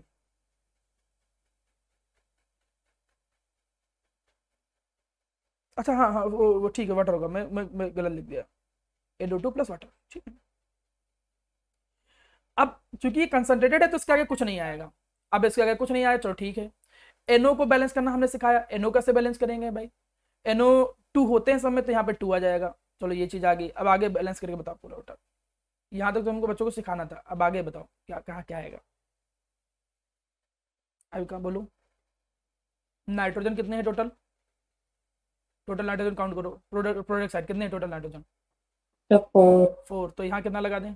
4, वेरी गुड, HNO3 क्या हो गया? ठीक है। अब हाइड्रोजन बैलेंस करो, हाइड्रोजन बैलेंस कैसे करेंगे? तो वहाँ पे 2 वाटर, देखो हो गया बैलेंस। मतलब कोई बहुत कठिन हिस्सा नहीं है, आप आराम से चीजें बैलेंस कर सकते हो। अब अगले अगले नंबर पे आते हैं। मैं मिक्स करके प्रैक्टिस करा रहा हूँ जिससे मैं समझूं कि हाँ तुम्हें आ गया है। सल्फर ले लेता हूँ, ठीक है।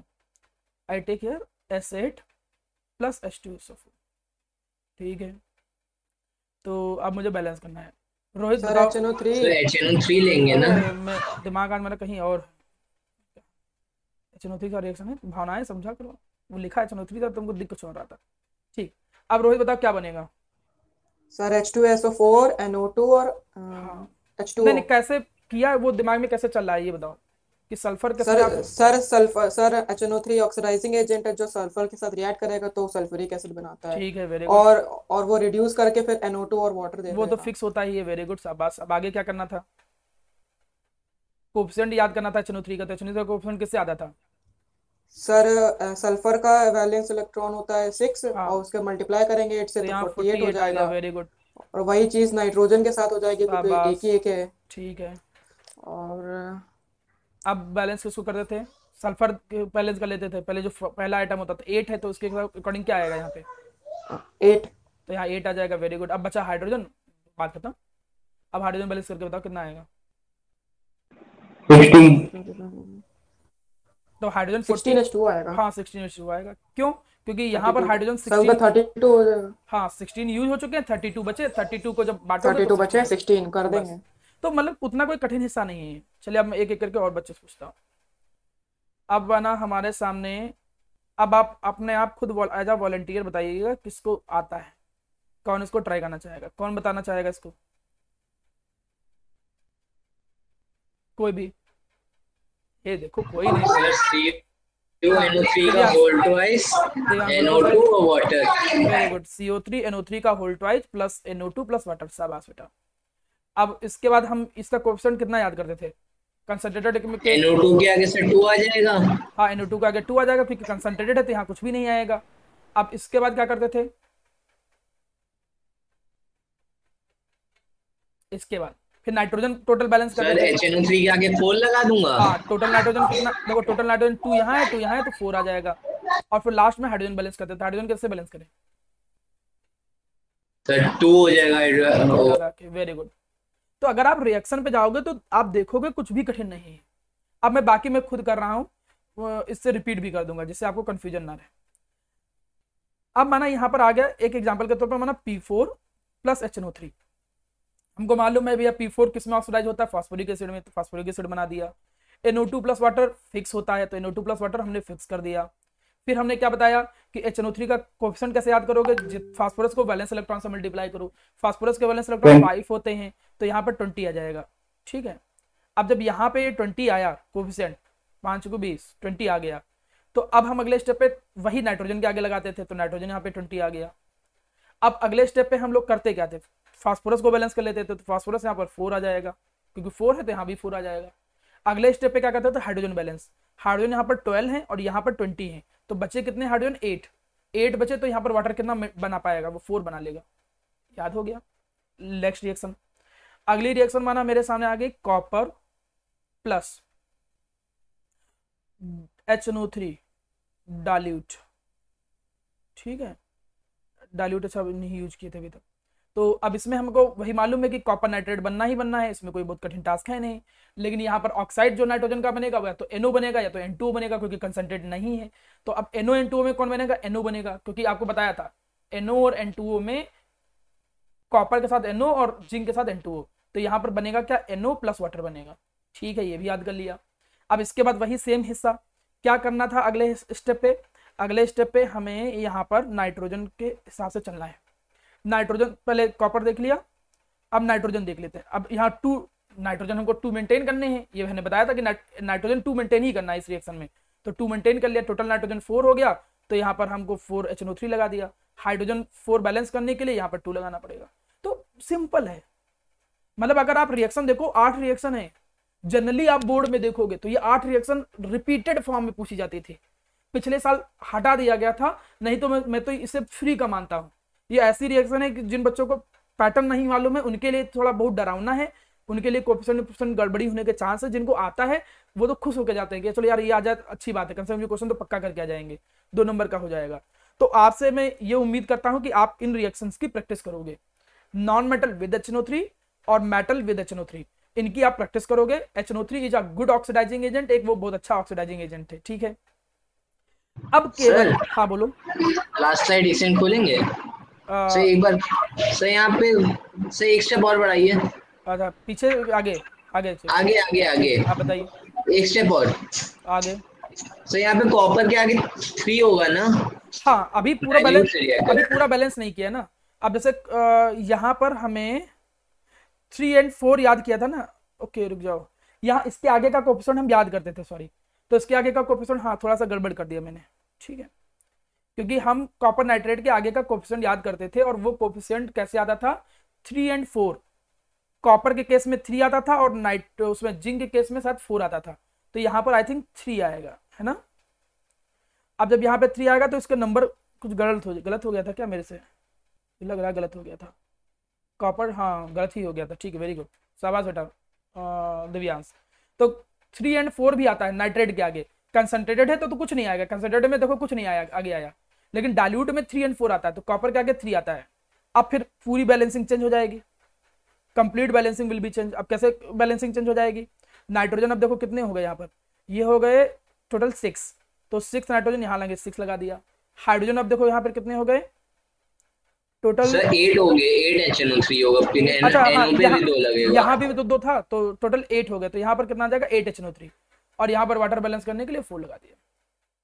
मतलब कठिन नहीं है, बस थोड़ा सा प्रैक्टिस की जरूरत है। आप 1-2 बार लिखोगे, प्रैक्टिस करोगे, अपने आप बहुत आराम से याद हो जाएगा, कहीं कोई प्रॉब्लम ही नहीं है, ठीक है।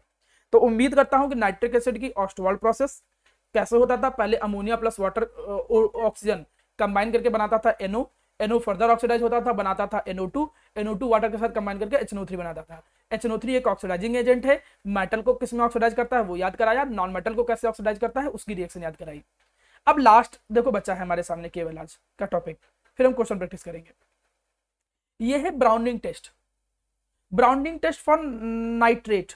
ये आपको हेल्प करेगा मेरा प्यारा बच्चा कहां पर, ये जब आप जाओगे प्रैक्टिकल के लिए, और प्रैक्टिकल में भी है और थ्योरी में भी है। ये नाइट्रेट आयन को जो हमें क्या करना होता है, उसका एनालिसिस करनी है कि कौन से सॉल्ट में नाइट्रेट प्रेजेंट है, तो उसके लिए एक टेस्ट किया जाता है जिसको बोलते हैं ब्राउनिंग टेस्ट।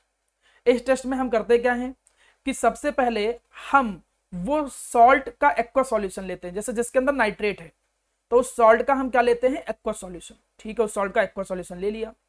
अब जैसे उस सॉल्ट का एक्वा सॉल्यूशन लेते हैं जिसके अंदर नाइट्रेट मुझे कंफर्म करना है, तो पहले हम उसके अंदर क्या मिला देते हैं, firstly we add ferrous sulphate, पहले हम उसके अंदर फेरस सल्फेट मिला देते हैं, ठीक है। फेरस सल्फेट मिलाने के बाद हम उसके अंदर मिलाते क्या है, H2SO4 मिलाते हैं। एक बात बहुत अच्छे से समझ के चलिएगा कि ये रिएक्शन बहुत ज्यादा सेंसिटिव होती है, अगर आपने थोड़ा सा स्ट्रिंग किया या थोड़ा हिलाया डुलाया तो रिंग तुरंत गायब हो जाती है।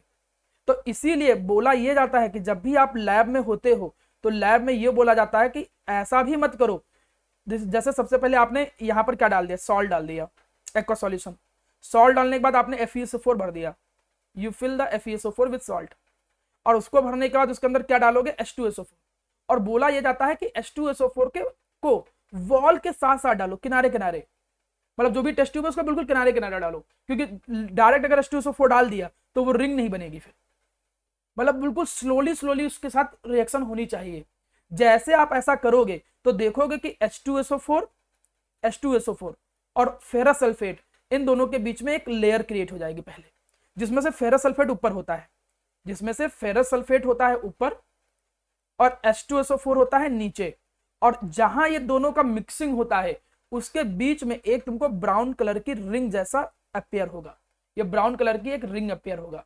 ये ब्राउन कलर की रिंग किसके कारण होता है, इस कॉम्प्लेक्स के कारण होता है, इस कॉम्प्लेक्स के कारण। जिन लोगों ने कोऑर्डिनेशन कंपाउंड पढ़ा है उनको IUPAC नेमिंग में बता रखा हूं कैसे किया जाता है, अभी इसकी IUPAC नेमिंग की कोई जरूरत नहीं है।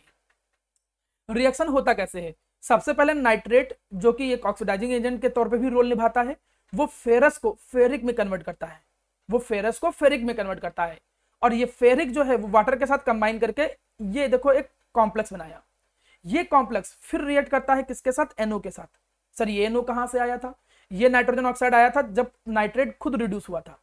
ये NO, ये जो NO बना है, ये फिर नेक्स्ट इस जो फेरस, इसको क्या बोलेंगे, इसको हम पढ़ेंगे हेक्सा एक्वा, ठीक है। और चूंकि कैटायनिक कॉम्प्लेक्स है तो हम इसको नॉर्मल क्या पढ़ेंगे, आयरन, हेक्सा एक्वा आयरन। और जो भी इसका ऑक्सीडेशन नंबर आएगा, उम्मीद करता हूँ 4 आएगा, तो 4। तो इस कॉम्प्लेक्स का जैसे NO रिएक्ट करता है तो ये कॉम्प्लेक्स बनता है और इसी के कारण ब्राउनिंग क्रिएट होती है। तो रिएक्शन को थोड़ा सा मगिंग करना पड़ेगा, याद करना पड़ेगा।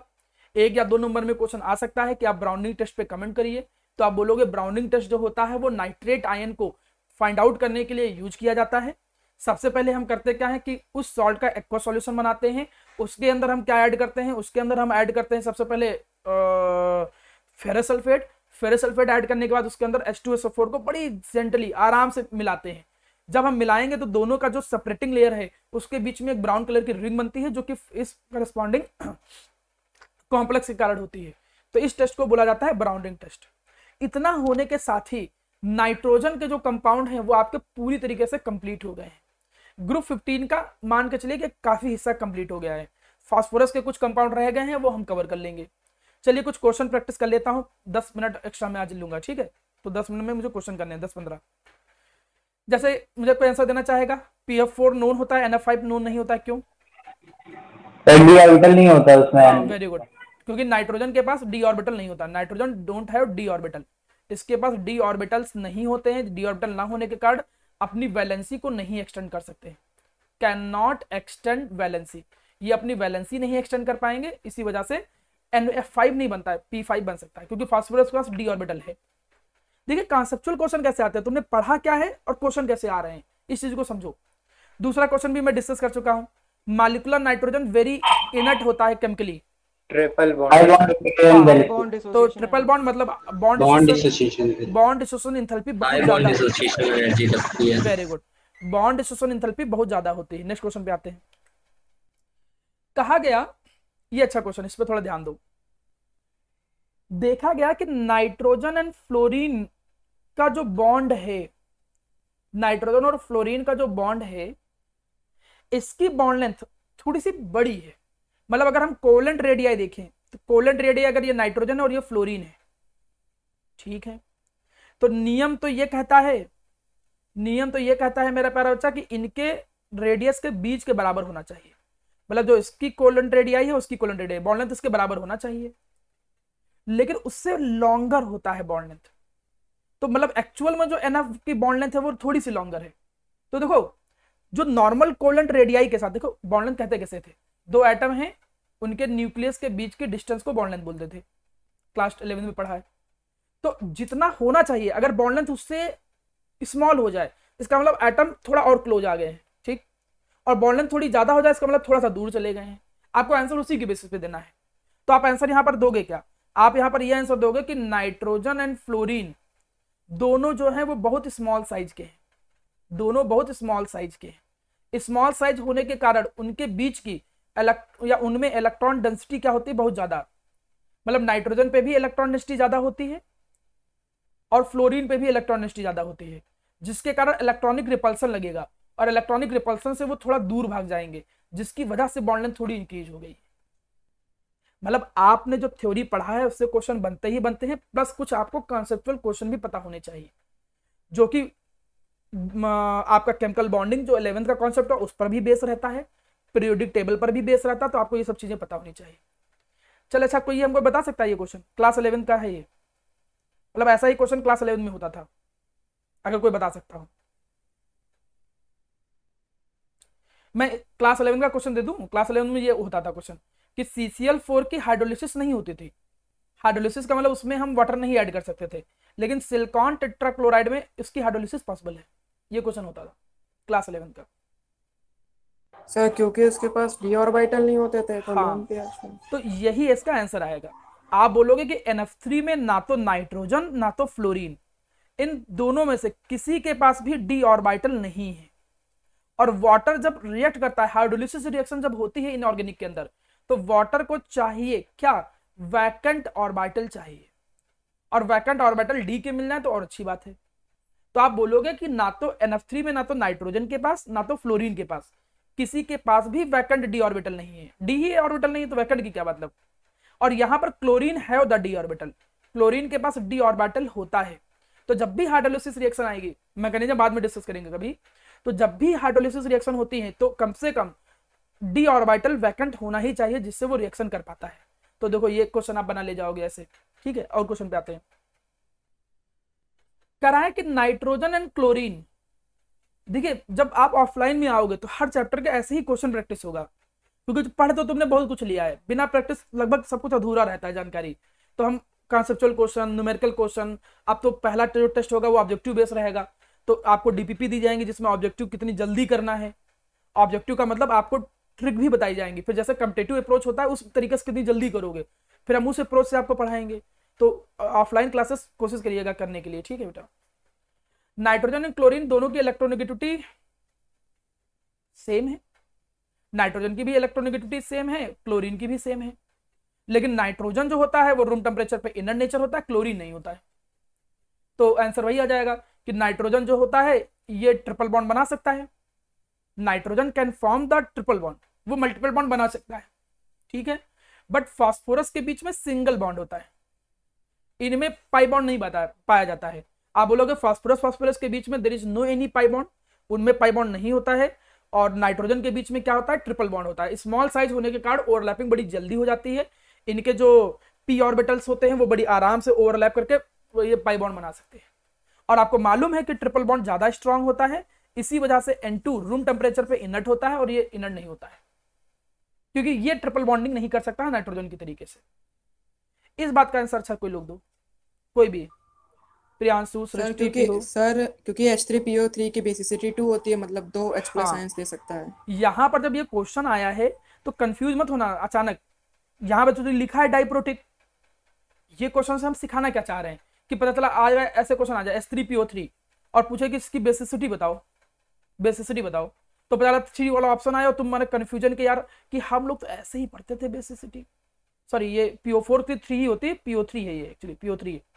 तो हम तो यार ऐसे पढ़ते थे कि 3H+ में टूटेगा तो 3 पे टिक कर दिया तो बढ़ गए, तुरंत गलत हो जाएगा। 3 बेसिसिटी होती है बट वो फास्फोरिक एसिड की होती है, इसकी होती है 3 बेसिसिटी, क्योंकि बेसिसिटी बिना स्ट्रक्चर के नहीं डिसाइड कर सकते। अब स्ट्रक्चर इसका बनाओ तो देखो कैसे बनाओगे, P डबल बॉन्ड हो, यही सिखाया था। अब जितने ऑक्सीजन बचे हैं वो OH के साथ बनाओ, ये सिखाया था मैंने। ऑक्सीजन 2 बच रहे तो 2 OH लगाओ और बाकी एक हाइड्रोजन नॉर्मल रहेगा। आपको बताया गया था कि जो H रिलीज होता है वो OH से ही रिलीज होता है, तो एक यहां से रिलीज होगा, एक यहां से रिलीज होगा, इसीलिए इसकी बेसिसिटी कितनी होती है 2।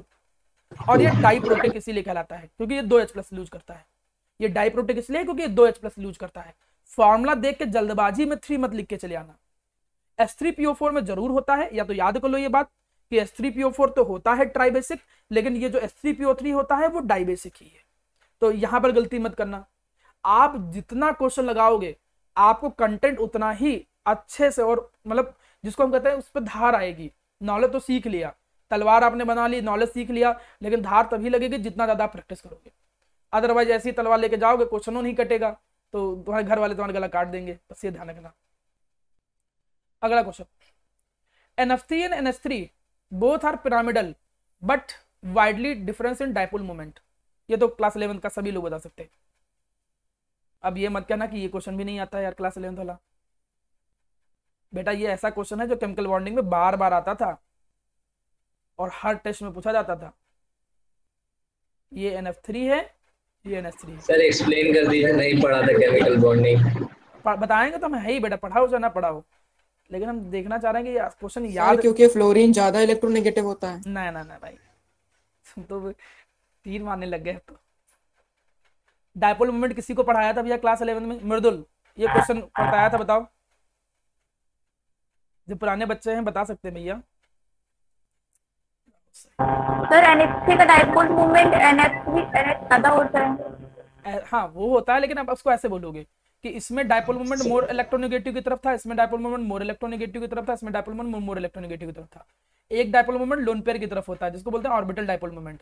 इसमें डाइपोल मोमेंट मोर इलेक्ट्रोनेगेटिव मतलब नाइट्रोजन की तरफ रहेंगे, यहाँ पर डाइपोल मोमेंट नाइट्रोजन की तरफ रहेंगे, और इसमें एक डाइपोल मोमेंट लोन पेयर की तरफ रहेगा, ऑर्बिटल डाइपोल मोमेंट।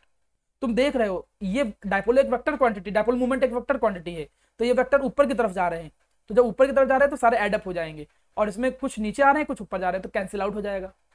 तो इसमें डाइपोल मोमेंट कैंसिल आउट होता है NF3 में, इसमें कैंसिल नहीं होता है, इसमें डाइपोल मोमेंट ऐड होते हैं। और आपको मालूम है कि डाइपोल मोमेंट देखो NH3 का ज्यादा हो गया, क्योंकि NH3 का डाइपोल मोमेंट ज्यादा है, इसी वजह से NH3 जो है वो मोर पोलर होता है। पता चला डाइपोल मोमेंट करके ना ऐसे क्वेश्चन पूछ ले, NH3 is more polar then NF3, तब भी इसका आंसर यही आएगा, क्योंकि NH3 का डाइपोल मोमेंट ज्यादा होता है। आपको मालूम होना चाहिए कि डाइपोल मोमेंट जो होता था that is directly proportional to polarity, जितना ज्यादा डाइपोल मोमेंट आता था वो उतना ज्यादा पोलर होता था। तो इसके डाइपोल मोमेंट एडअप हो जाते हैं, इसमें डाइपोल मोमेंट कैंसिल हो जाते हैं, ठीक है। तो ये इसके डाइपोल मोमेंट क्रॉस में है और उसको एडिटिव फॉर्म में है, सब ऐड हो जाते हैं। तो NH3 का डाइपोल मोमेंट ज्यादा होता है NF3 से, इस वजह से वो पोलर होता है ज्यादा और उसका डाइपोल मोमेंट ज्यादा होता है। नेक्स्ट क्वेश्चन, ये भी क्लास 11 का क्वेश्चन है, पढ़ाया था, चलो भूल जाते सब। PCl5 में सारे बॉन्ड इक्विवेलेंट नहीं होते हैं, क्यों? कोई बोलना चाहे? लगता तो नहीं कभी कभी कि तुम लोग पास होके आए हो। हाँ सर। सर एक 90 डिग्री का बनता था, होगा 09 का। देखो वेरी गुड मर्दुल, कुछ तो तुमको पता है, वेरी गुड। ऐसा लग रहा है कि पढ़ाया है कुछ तो। चल अरे सर वो भी पता था। देखो जब वो भी पता था, आवाज नहीं आ रही थी। कौन बोल रहा है? बाहर की साइड पर रिपल्शन होता है, इसीलिए वो जो एक्सियल वाली होती है वो एक्सटेंड हो जाती है। हाँ वेरी गुड श्रेयांश, शाबाश। तो इसमें क्या होता था कि इसका अगर तुम स्ट्रक्चर देखोगे, अगर इसका स्ट्रक्चर देखोगे, वेरी गुड, तो वो ट्राइगोनल बायोपिरामिडल होता है। तो ट्राइगोनल बायोपिरामिडल का स्ट्रक्चर क्या? एक फास्फोरस और ये कुछ ऐसा होता था, 1Cl 1Cl 1Cl। एक क्लोरीन जो होता था वो उसके ऊपर होता था परपेंडिकुलर में, और एक क्लोरीन नीचे होता था परपेंडिकुलर में। मैं अगर इनके स्ट्रक्चर तुमको नहीं आते हो तो स्ट्रक्चर के लेक्चर देख लीजिएगा, या अदरवाइज मैं एक लेक्चर कोई ले लूंगा, उससे समझा दूंगा। अगर इनके बीच का एंगल देखो तो 120 डिग्री होता है, लेकिन ये जो परपेंडिकुलर बॉन्ड है वो कितना होता है? 90 डिग्री। अब ये भाई ये है तो इलेक्ट्रॉनी, बॉन्ड का कोई मतलब थोड़ी होता है तो ये इलेक्ट्रॉनी भाई, इलेक्ट्रॉन जो शेयरिंग में है। अब यहाँ पे एंगल है कम, जो प्लेन वाले हैं उनके बीच में एंगल 120 है, लेकिन जो परपेंडिकुलर है उनके बीच में एंगल कम है। तो एंगल कम होने की वजह से, 90 डिग्री की वजह होने से, इन इलेक्ट्रॉन के बीच में ज्यादा रिपल्सन लगता है। जब ये ज्यादा रिपल्सन लगेगा तो ये इलेक्ट्रॉन थोड़े ऊपर की तरफ शिफ्ट हो जाएंगे। ऊपर की तरफ शिफ्ट हो जाएंगे मतलब कुछ ऐसे, थोड़े से ऐसे शिफ्ट हो जाएंगे, मतलब बॉन्ड लेंथ बढ़ जाएगी। इसी वजह से इनके जो 3 बॉन्ड होते हैं उनके कंपैरिजन में जो परपेंडिकुलर वाले बॉन्ड होते हैं, परपेंडिकुलर वाले जो बॉन्ड होते हैं Cl वाले, वो लिटिल बिट लॉन्गर होते हैं, वो थोड़े से बड़े होते हैं। यही क्वेश्चन है। PCl5 में सारे बॉन्ड जो हैं वो इक्विवेलेंट नहीं है। जो परपेंडिकुलर वाले बॉन्ड हैं वो लिटिल बिट लॉन्गर हैं। क्यों लॉन्गर हैं? क्योंकि वहां पर जो प्लेन वाले एंगल हैं, प्लेन वाले जो बॉन्ड हैं उनके साथ 90 डिग्री बनाते हैं। एंगल कम होने की वजह से इलेक्ट्रॉनिक रिपल्सन लगता है, रिपल्सन के कारण बॉन्ड लेंथ बढ़ जाती है। जब बॉन्ड लेंथ बढ़ जाएगी तो बॉन्ड कमजोर भी हो जाएगा। शायद यही रीजन है कि PCl5 जो है उसको जब हम हीट करते हैं तो वो PCl3 + Cl2 में कन्वर्ट हो जाता है। यही 2 क्लोरीन सबसे पहले टूटते हैं क्योंकि बॉन्ड लेंथ ज्यादा है। बॉन्ड लेंथ ज्यादा होने से बॉन्ड कमजोर होता है। ये रूल पढ़ा होना चाहिए आपको कि बॉन्ड लेंथ जिसकी ज्यादा होती है बॉन्ड कमजोर होता है। तो यही 2 कमजोर बॉन्ड जल्दी टूटते हैं।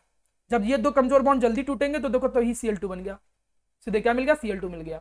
यही वजह है जिसके कारण ये क्लोरिनेटिंग एजेंट का तौर पे काम करता है। ये भी क्वेश्चन आता है कि बताओ PCl5 क्लोरिनेटिंग एजेंट का काम क्यों करता है? What do you mean by chlorinating agent? Chlorinating agent का मतलब जो क्लोरीन देते हैं। तो ये क्लोरीन इसलिए देता है क्योंकि इसके 2 बॉन्ड वीक है। आप बोलोगे कि PCl5 के जो परपेंडिकुलर बॉन्ड हैं वो वीक होते हैं, इसीलिए वो हीट करने पे बड़ी इजीली टूट जाते हैं, और ये क्लोरीन बड़ी इजीली प्रोवाइड करता है, इसीलिए इसको हम क्लोरिनेटिंग एजेंट के तौर पे PCl5 को मानते हैं। ये क्वेश्चन हो गए। क्वेश्चन तो हमने कई सारे लिए थे, 15-20, अब ज्यादा नहीं कराऊंगा, ठीक। 2 और करा दे रहा हूँ, फिर इसका फ्री हो, इसका तो अगली क्लास में देखा जाएगा, ठीक है। PCl5 at as a chlorinating agent, वही सेम चीज, क्योंकि PCl5 बड़ी इजीली हीट करने पे PCl3 + Cl2 में टूट जाता है और वो क्लोरीन प्रोवाइड कर सकता है PCl5, इसीलिए क्लोरिनेटिंग एजेंट के तौर पे यूज होता है। वैसे ये फास्फोरस वाले कंपाउंड का क्वेश्चन हो गया, ठीक है, हमने यहाँ डाल दिया, लेकिन फास्फोरस वाले कंपाउंड का question. Boiling point of phosphine is less than ammonia. जब फास्फोरस और अमोनिया पढ़ लिए होते तब होता। अमोनिया के कंपैरिजन में, अमोनिया का बॉइलिंग पॉइंट फॉस्फीन के कंपैरिजन में ज्यादा होता है, जबकि मास अगर देखो, मास इसका ज्यादा होता है। और आपने ऑर्गेनिक में पढ़ा है एक रूल कि जिसका मोलर मास ज्यादा होता है उसका बॉइलिंग पॉइंट ज्यादा होता है। तो होना फॉस्फीन का ज्यादा चाहिए था, होना फॉस्फीन वही लिखा है, मॉलिक्यूलर साइज तो यार फॉस्फीन वाले में ज्यादा है हाइड्रोजन बॉन्ड। हाँ, क्योंकि वो एक्सेप्शनली खुद के साथ हाइड्रोजन बॉन्ड बना सकता है। अमोनिया एक्सेप्शनली हाइड्रोजन बॉन्ड बना सकता है खुद के साथ, इस वजह से इसका बॉइलिंग पॉइंट ज्यादा हो पर वो जाता है। लेसर इलेक्ट्रोनेगेटिविटी की वजह से होगा। हाँ, क्योंकि फास्फोरस उतना ज्यादा इलेक्ट्रोनेगेटिव नहीं है, क्योंकि 3 ही लोग बनाते हैं, fluorine, oxygen, nitrogen, hydrogen bond यही 3 लोग बनाते हैं। तो आपने देखा कि पढ़ने के साथ साथ क्वेश्चन की प्रैक्टिस भी उतनी ही जरूरी है, क्योंकि कभी कभी कुछ क्वेश्चन ऐसे आते हैं जो तुमने पढ़ा है उसके साथ डायरेक्टली रिलेट नहीं करते हैं। कुछ क्वेश्चन 11 का कॉन्सेप्ट का यूज हो जाता है। अगर आप पूरा 100 आउट ऑफ 100 चाहते हो नंबर, तो मेहनत तो बेटा देखो करनी पड़ेगी, बिना मेहनत कुछ नहीं मिलने वाला। आप सोचो फ्री मिल जाए, मेहनत करो, बहुत आसान होता है नंबर लाना। ये टॉपरों से पूछो कि कितना आसान होता है, लेकिन वो लोग बताते भी नहीं है। मतलब होता बिल्कुल कठिन नहीं नंबर लाना, ये बिल्कुल हकीकत है।